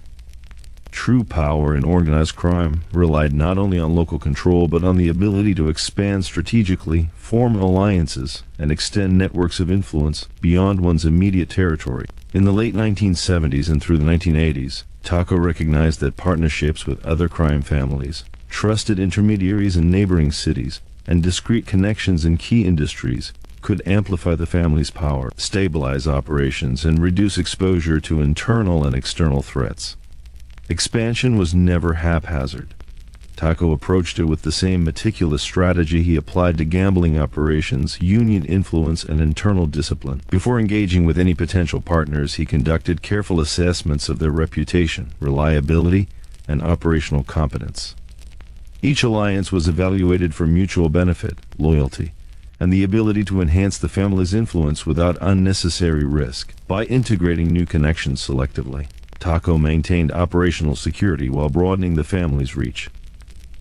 The alliances Tocco cultivated were often subtle but highly effective. In cities beyond Detroit, trusted intermediaries monitored opportunities, relayed information, and facilitated discreet partnerships. These alliances allowed the family to coordinate multi-regional gambling ventures, negotiate labor arrangements, and mediate disputes in ways that reinforced both profit and influence. The network functioned as a decentralized, yet cohesive system, extending Tocco's operational vision far beyond his immediate jurisdiction. Financial prudence remained central to expansion. Tocco understood that unchecked growth could expose the family to risk, drain resources, and create vulnerabilities. New ventures were approached with careful financial planning, risk assessment, and operational oversight. Associates were trained to manage resources efficiently, report anomalies, and ensure that each initiative contributed positively to the family's stability and revenue. By combining strategic vision with financial discipline, Tocco safeguarded the long-term sustainability of the expansion. Strategic alliances also served as a buffer against rival factions. By building networks of influence across multiple territories, Tocco reduced the likelihood of direct confrontation and increased the cost for competitors attempting to challenge his authority. The implicit threat of coordinated response, backed by loyalty and operational capacity, created deterrence without requiring immediate confrontation. This approach reflected a sophisticated understanding of leverage, risk management, and long-term strategy. The human element was central to these alliances. Tocco valued reliability, loyalty, and shared principles above all else. Partners and intermediaries were carefully vetted not just for operational competence but also for character. Trust was paramount. Even minor breaches could compromise multi-regional networks and expose the organization to law enforcement or rival factions. By emphasizing loyalty and integrity in the selection of allies, Tocco ensured that expansion reinforced stability rather than creating new vulnerabilities. Communication within these networks was highly disciplined. Information flowed strategically, ensuring that sensitive intelligence reached only those who needed to know. Meetings were discreet, financial transactions were carefully monitored, and intermediaries were trained in operational security. This level of control allowed the family to operate effectively across geographic boundaries while minimizing the risk of leaks, law enforcement exposure, or internal disruption. Tocco's approach to expansion also emphasized long-term sustainability over short-term gain. Each alliance was designed to provide enduring benefits, whether through access to new markets, control over labor, or strategic leverage rather than immediate, one-time profit. This strategic patience reinforced the family's resilience and allowed for gradual accumulation of influence without attracting unnecessary attention. By aligning each expansion with operational goals and organizational principles, Tocco ensured that growth strengthened the family rather than destabilizing it. Political and social dynamics were also considered. Expansion into new territories required awareness of local law enforcement patterns, community structures, and cultural norms.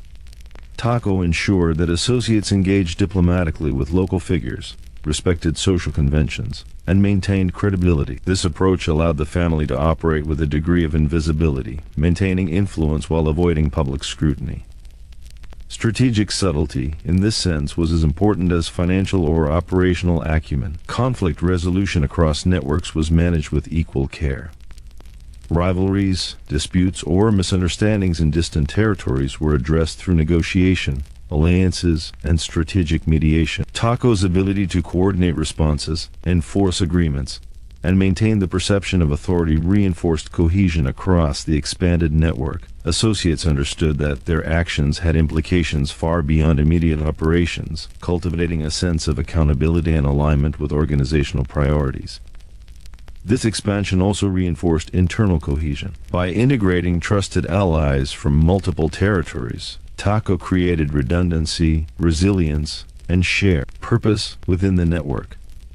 The family could withstand regional disruptions, law enforcement pressures, or internal conflicts because each component of the network supported the others. Operational continuity became a systemic advantage, allowing Tocco to maintain influence even under challenging circumstances. The strategic use of alliances illustrates a broader leadership principle.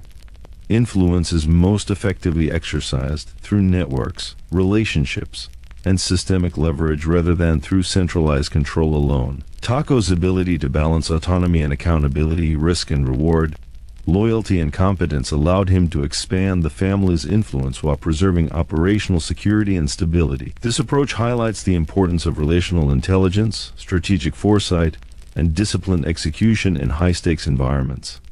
Despite the success of these strategies, expansion was never without risk. Each new territory introduced potential vulnerabilities, unreliable partners, law enforcement exposure, or rival opportunism.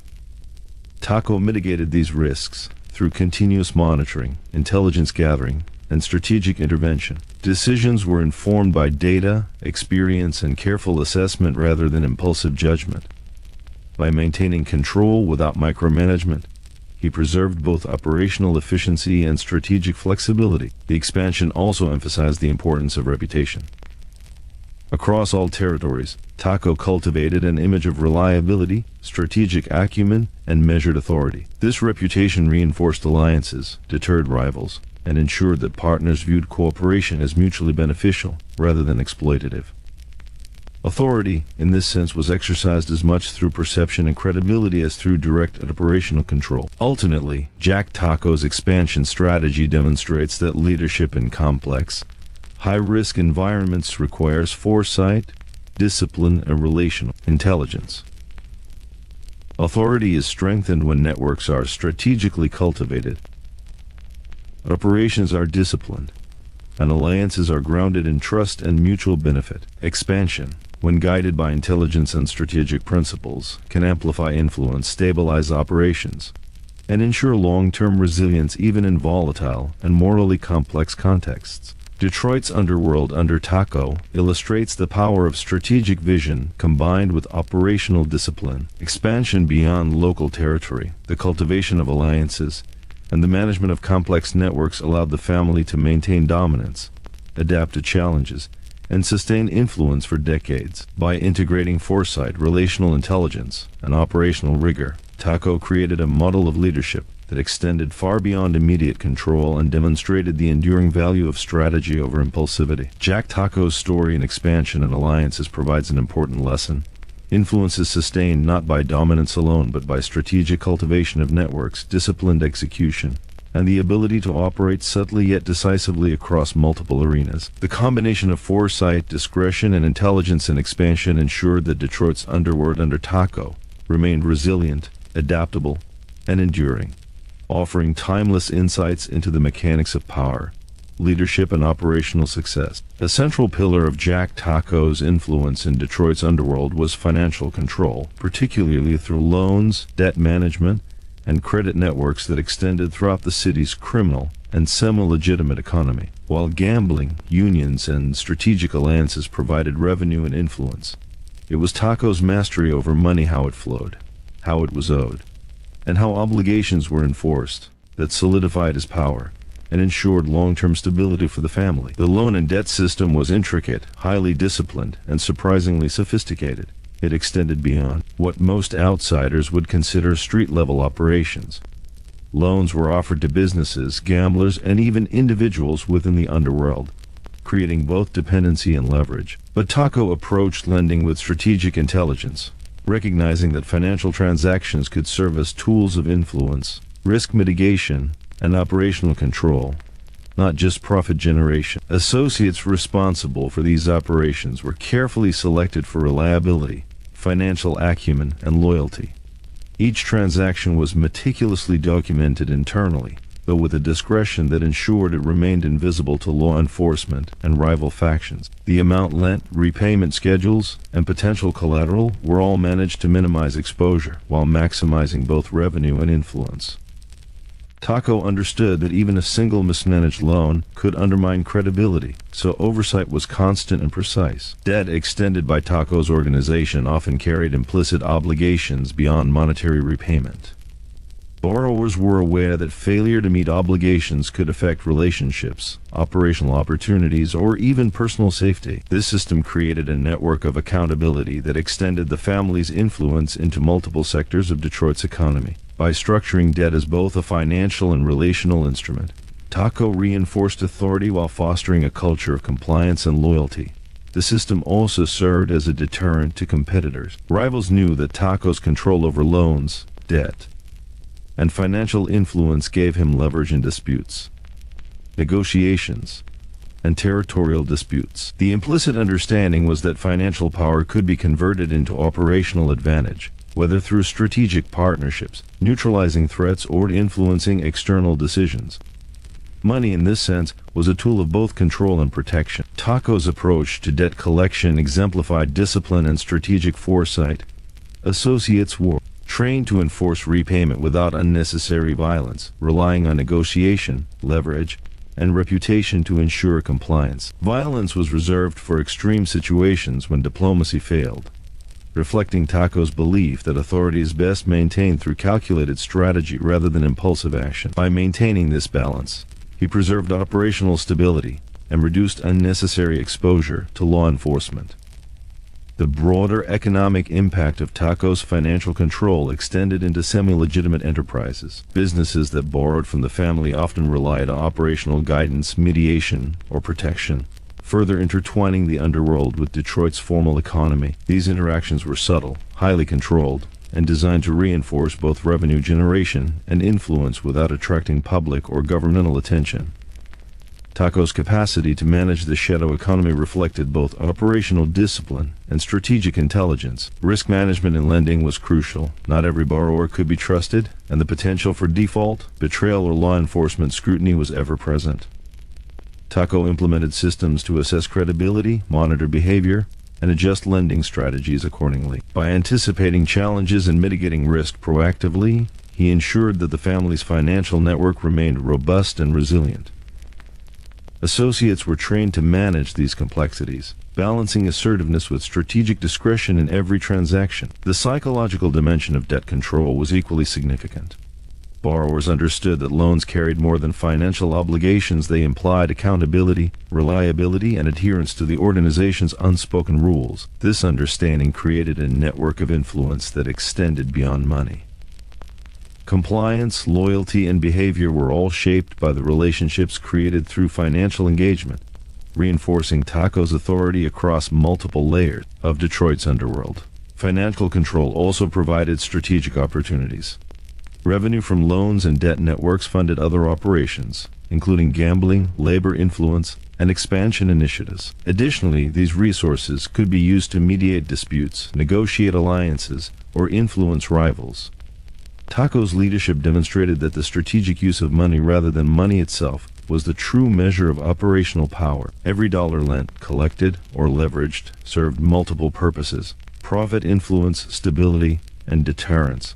Tocco's system highlighted the importance of record-keeping, discretion, and strategic oversight. Associates documented internal transactions meticulously to track repayment schedules, monitor compliance, and manage risk, while ensuring that no external trace could compromise the family's operation. This careful documentation allowed Tocco to respond proactively to disputes, identify patterns of risk, and make informed decisions about the extension of future loans. An operational discipline in this sense was inseparable from financial control. The social and relational implications of financial power were profound. Borrowers became indirectly tied to the family, understanding that obligations extended beyond simple monetary repayment. Respect, loyalty, and compliance were enforced through these economic relationships, creating a network of social leverage that reinforced Tocco's influence across Detroit. Authority, therefore, was exercised both through direct operational control and the subtler mechanisms of financial dependency. Debt management under Tocco also demonstrates the importance of strategic patience. Aggressive collection or punitive measures could destabilize operations, attract scrutiny, or erode relationships. Tocco's approach emphasized measured, strategic action, prioritizing long-term stability over immediate gain. This discipline not only safeguarded revenue but also reinforced the perception of the family as intelligent, controlled, and reliable, further enhancing both internal loyalty and external deterrence. The shadow economy under Tocco illustrates a critical principle of leadership.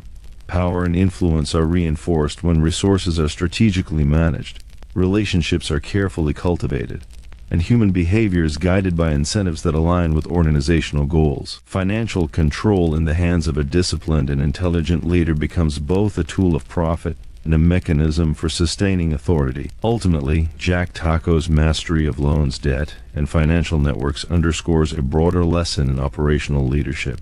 Influence is maximized not through visibility alone, but through the subtle management of resources, risk, and human relationships. Authority is strengthened when financial leverage is combined with discipline, discretion, and strategic foresight, creating a network that is resilient, adaptable, and sustainable over decades. Detroit's Underworld under Tocco demonstrates that financial control extends far beyond money. It shapes behavior, enforces accountability, and reinforces long-term influence. By integrating lending, debt management, and operational oversight into a cohesive system, Tocco ensured that the family maintained both economic stability and social leverage, creating a network that could withstand internal challenges, law enforcement scrutiny, and rival threats. Jack Tocco's story in financial control provides a timeless insight. True power is exercised through intelligence, discipline, and strategic management of resources. Whether in organized crime or any high-stakes environment, the ability to align financial control with human behavior,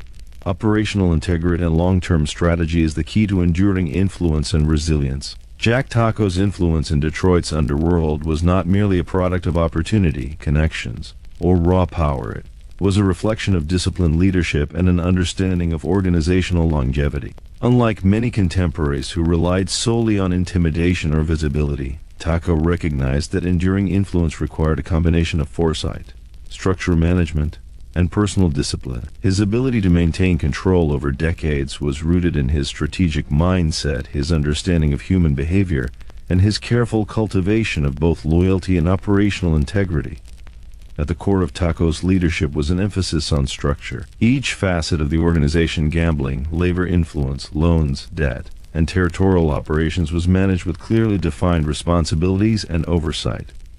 Associates knew their roles, the limits of their authority, and the consequences of missteps. This clarity reduced confusion, minimized internal conflict, and ensured that the family could operate cohesively even under pressure. By institutionalizing discipline within the organization, Tocco created a system capable of sustaining operations across decades, despite the volatile environment of organized crime.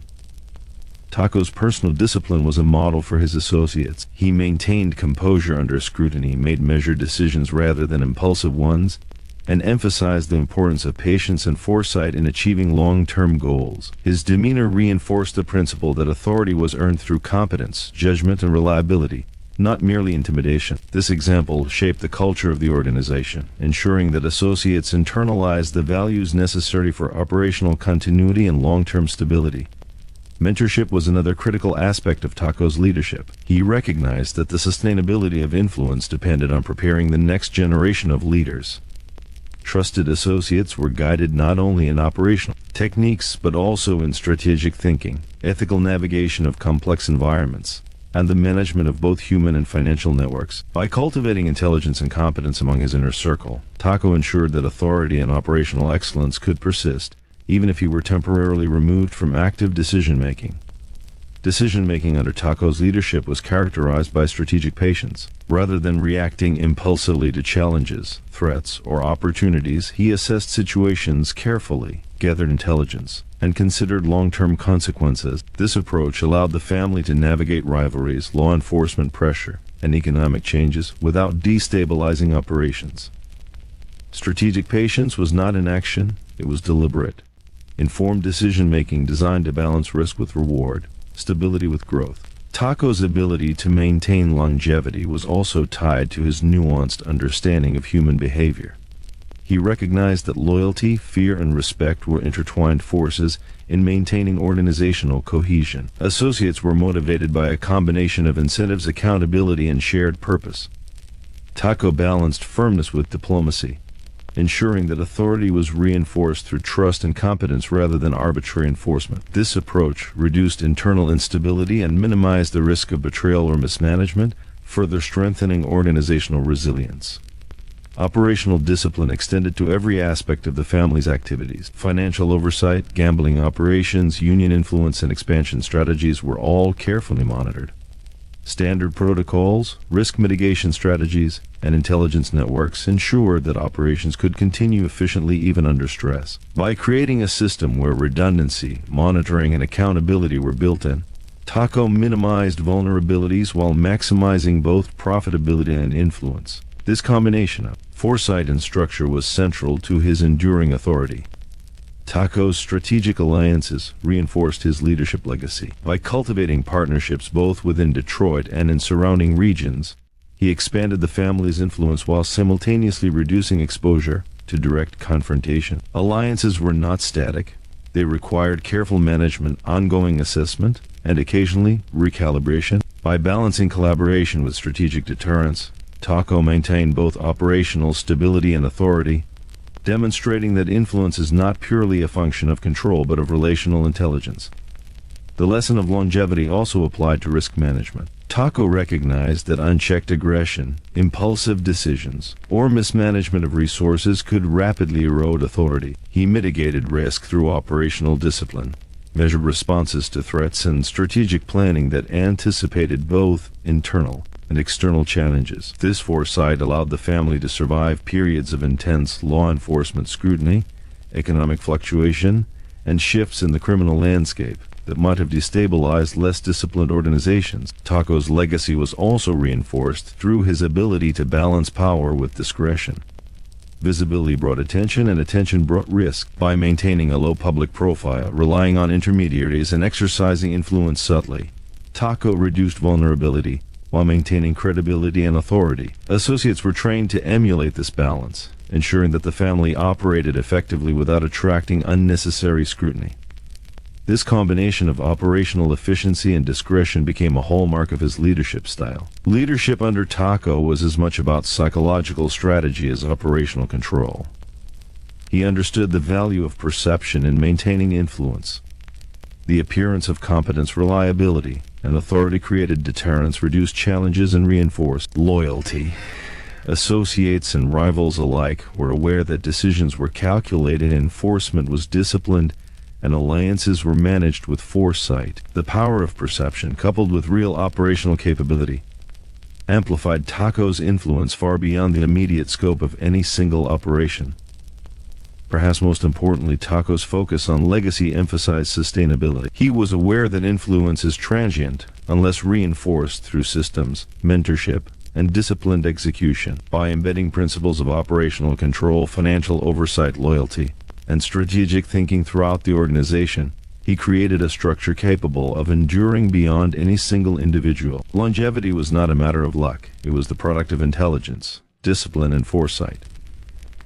The broader lesson of Tocco's leadership is clear. True authority is sustainable only when it integrates strategy, human management, operational discipline, and foresight. Influence that relies solely on force, intimidation, or short-term gain is fleeting, whereas influence grounded in structure, loyalty, and intelligence persists, even under pressure. Tocco's example demonstrates that leadership in high-risk, Complex environments requires more than raw power. It requires vision, patience, and the ability to shape behavior systems and networks over time. Detroit's Underworld under Tocco serves as a case study in disciplined, strategic leadership. Through decades of operational excellence, alliance management, financial oversight, and mentorship, Tocco ensured that the family's influence remained stable, resilient, and respected. His approach demonstrates that authority is best maintained not through immediate gratification or impulsive action, but through thoughtful, disciplined, and intelligent management of people, resources, and relationships. Ultimately, Jack Tocco's story of longevity and leadership illustrates a timeless principle.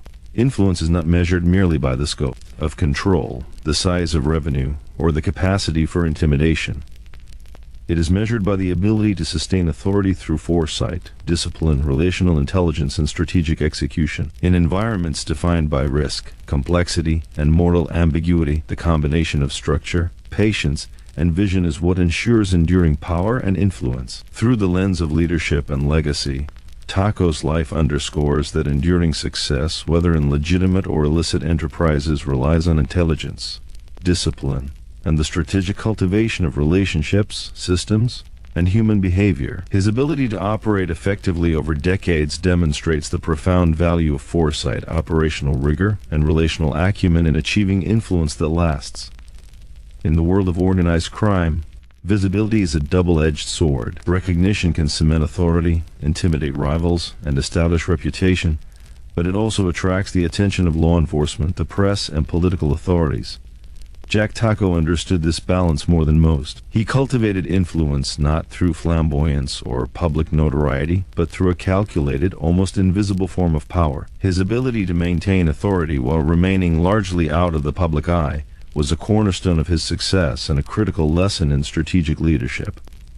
Detroit, during Tocco's era, was a city in transformation. Economic decline, industrial shifts, and the changing social landscape created opportunities and challenges for those operating in the shadows. The press was often eager to highlight criminal activity, yet Tocco recognized that excessive media attention could destabilize his operations and attract legal scrutiny. He therefore relied on discretion, subtlety, and indirect methods of influence to protect the family's interests and maintain operational control. By avoiding headlines, he preserved both credibility and security, demonstrating that invisibility can be a form of strategic power. Public perception was another area Tocco mastered. While he avoided personal notoriety, he ensured that the family's influence was felt and respected. Rivals understood the reach of his network, associates trusted in his discipline, and external stakeholders recognized the family's operational competence.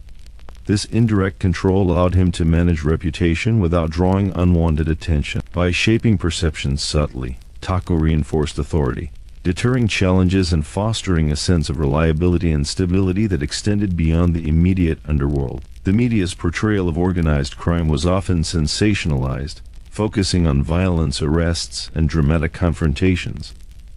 Tocco's operations, by contrast, emphasized discipline, intelligence, and strategic subtlety. Associates were trained to avoid unnecessary exposure, manage interactions carefully, and uphold a professional standard in both public and semi-public environment. This cultivated a culture of operational security that reduced vulnerability while enhancing credibility within the network.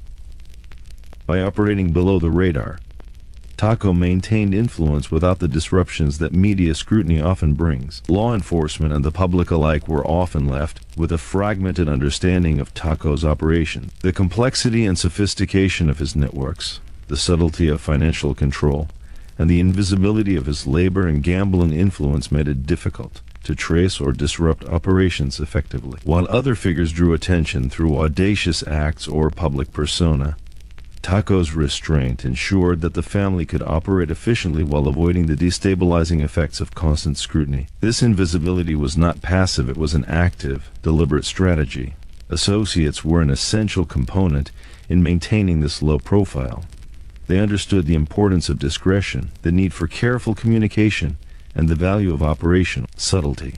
Training, mentorship, and internal accountability ensured that everyone aligned with Tocco's philosophy of strategic invisibility. Errors that could attract Public or legal attention were minimized, reinforcing the family's operational security and the perception that the organization operated efficiently, reliably, and discreetly. Tocco also understood the perception extended beyond media and law enforcement. It influenced rival factions, business partners, and community figures.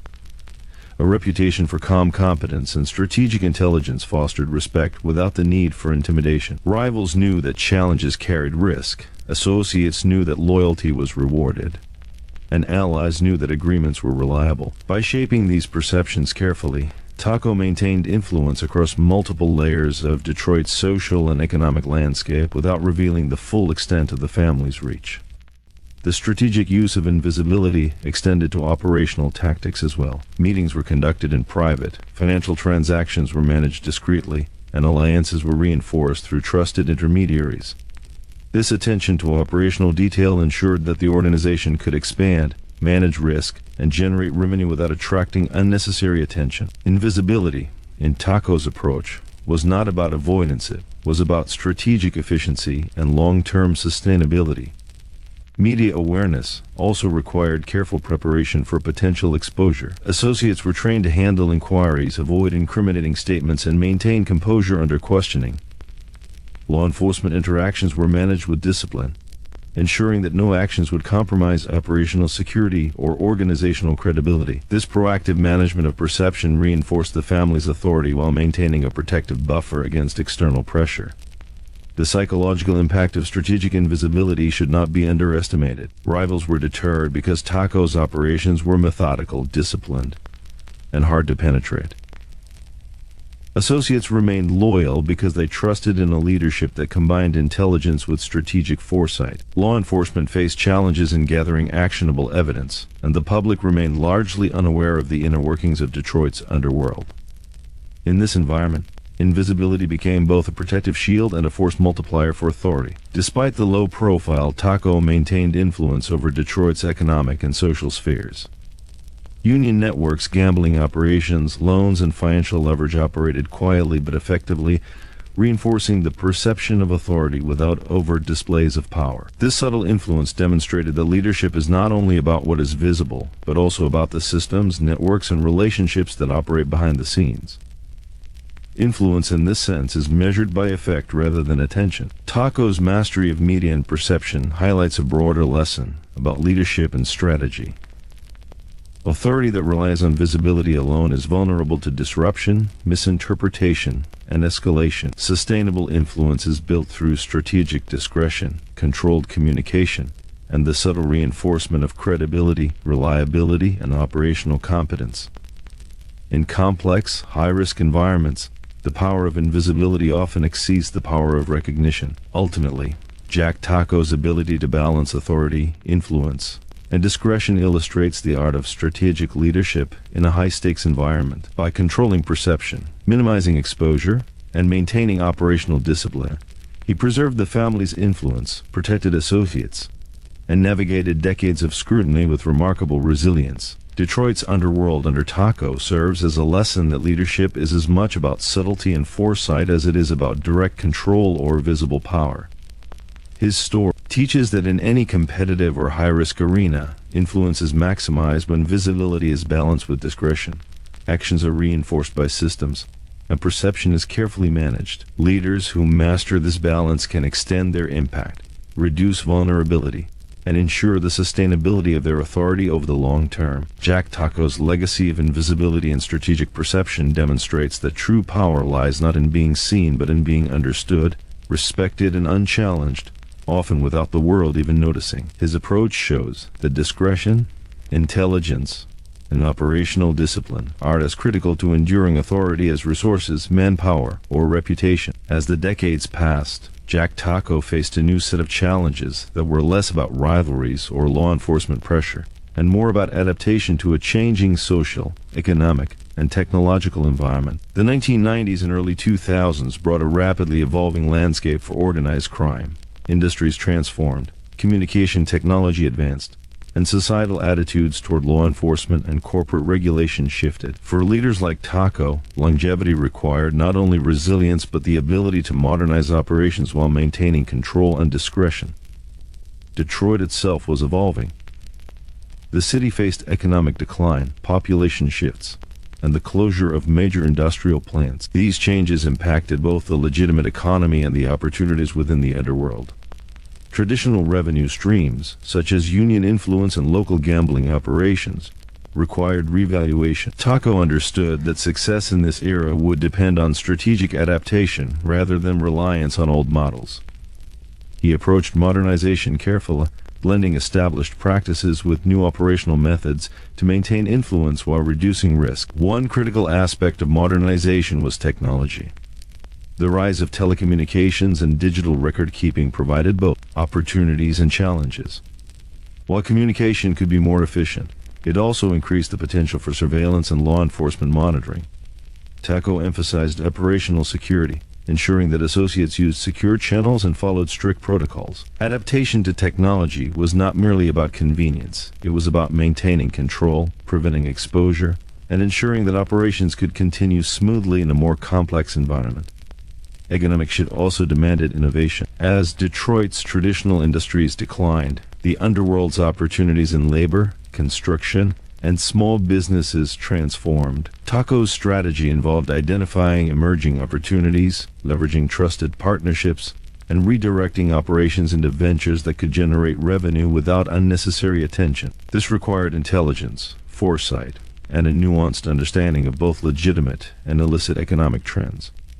By aligning the family's activities with evolving circumstances, Tocco preserved influence while minimizing disruption. Modern law enforcement presented additional challenges. Federal authorities had become more sophisticated in investigation, prosecution, and surveillance techniques. Criminal networks that had once relied on secrecy and intimidation now faced the realities of forensic accounting, wiretaps, and long-term federal investigations.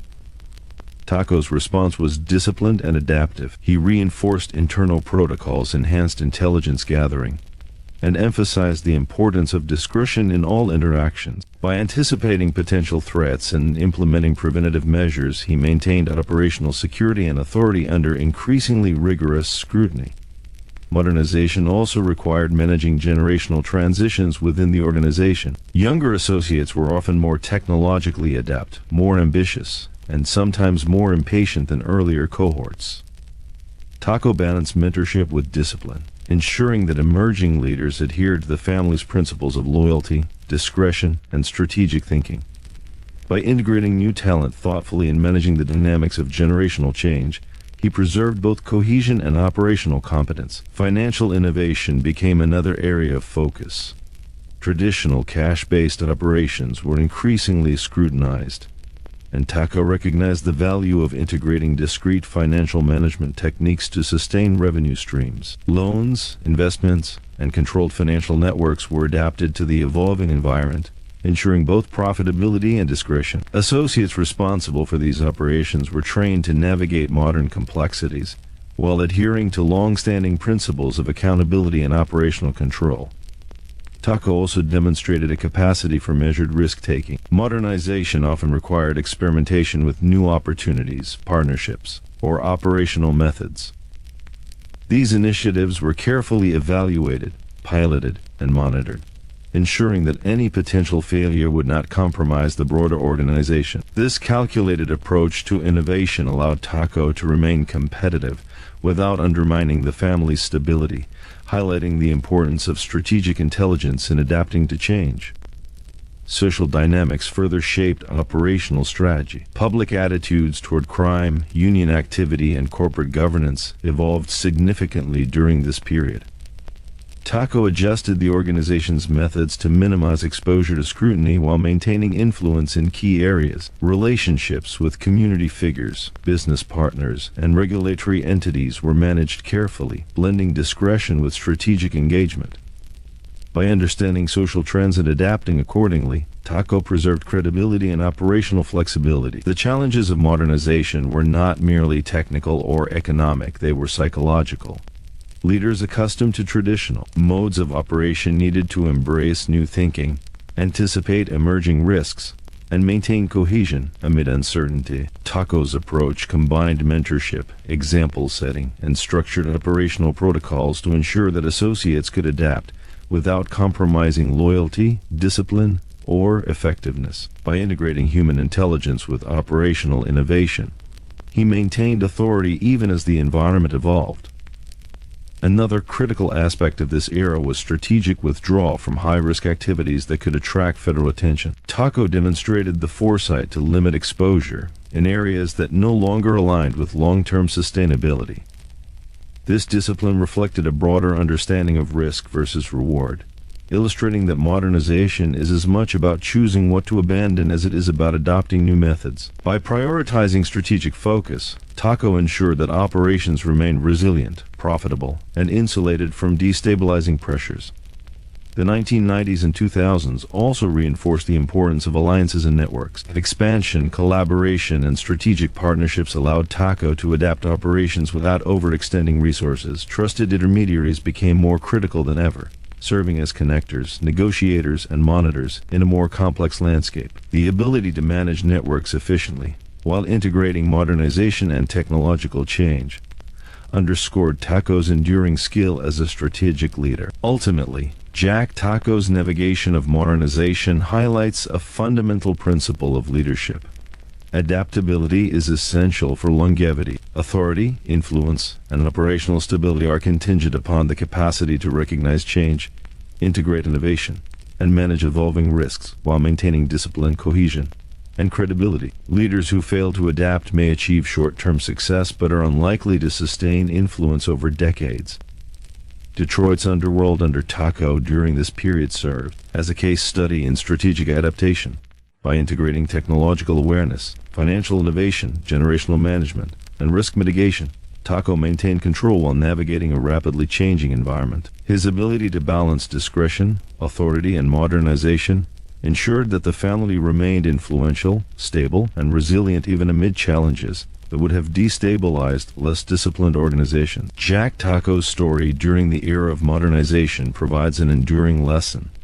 Leadership in high-stakes, evolving environments requires foresight, flexibility, and disciplined execution. Longevity is achieved not through stubborn adherence to tradition, nor through reckless pursuit of novelty, but through the careful integration of established principles with strategic adaptation. By embracing change thoughtfully, Tocco ensured that the influence he had built over decades continued to endure, providing insights into the nature of sustainable power, operational intelligence, and strategic leadership. Jack Tocco's life in Detroit's Underworld represents the culmination of decades spent navigating complexity, building influence, and maintaining authority in an environment defined by risk, volatility, and moral ambiguity. By the early 2000s, the landscape had shifted dramatically. Industries changed, law enforcement became more sophisticated, and social attitudes toward organized crime evolved. Yet Tocco's enduring presence was a testament to his strategic intelligence, discipline, and ability to adapt without compromising the principles that had sustained him for decades. Tocco's legacy is not measured solely by the scope of his influence or the wealth generated through his operations. Rather, it is defined by his mastery of leadership, strategy, and operational discipline in circumstances where mistakes could have catastrophic consequences. His ability to maintain cohesion within the organization, manage risk, and cultivate loyalty ensured that the family remained stable and functional even as rivals fell, law enforcement pressures intensified, and societal conditions changed. This is a legacy of leadership as much as power.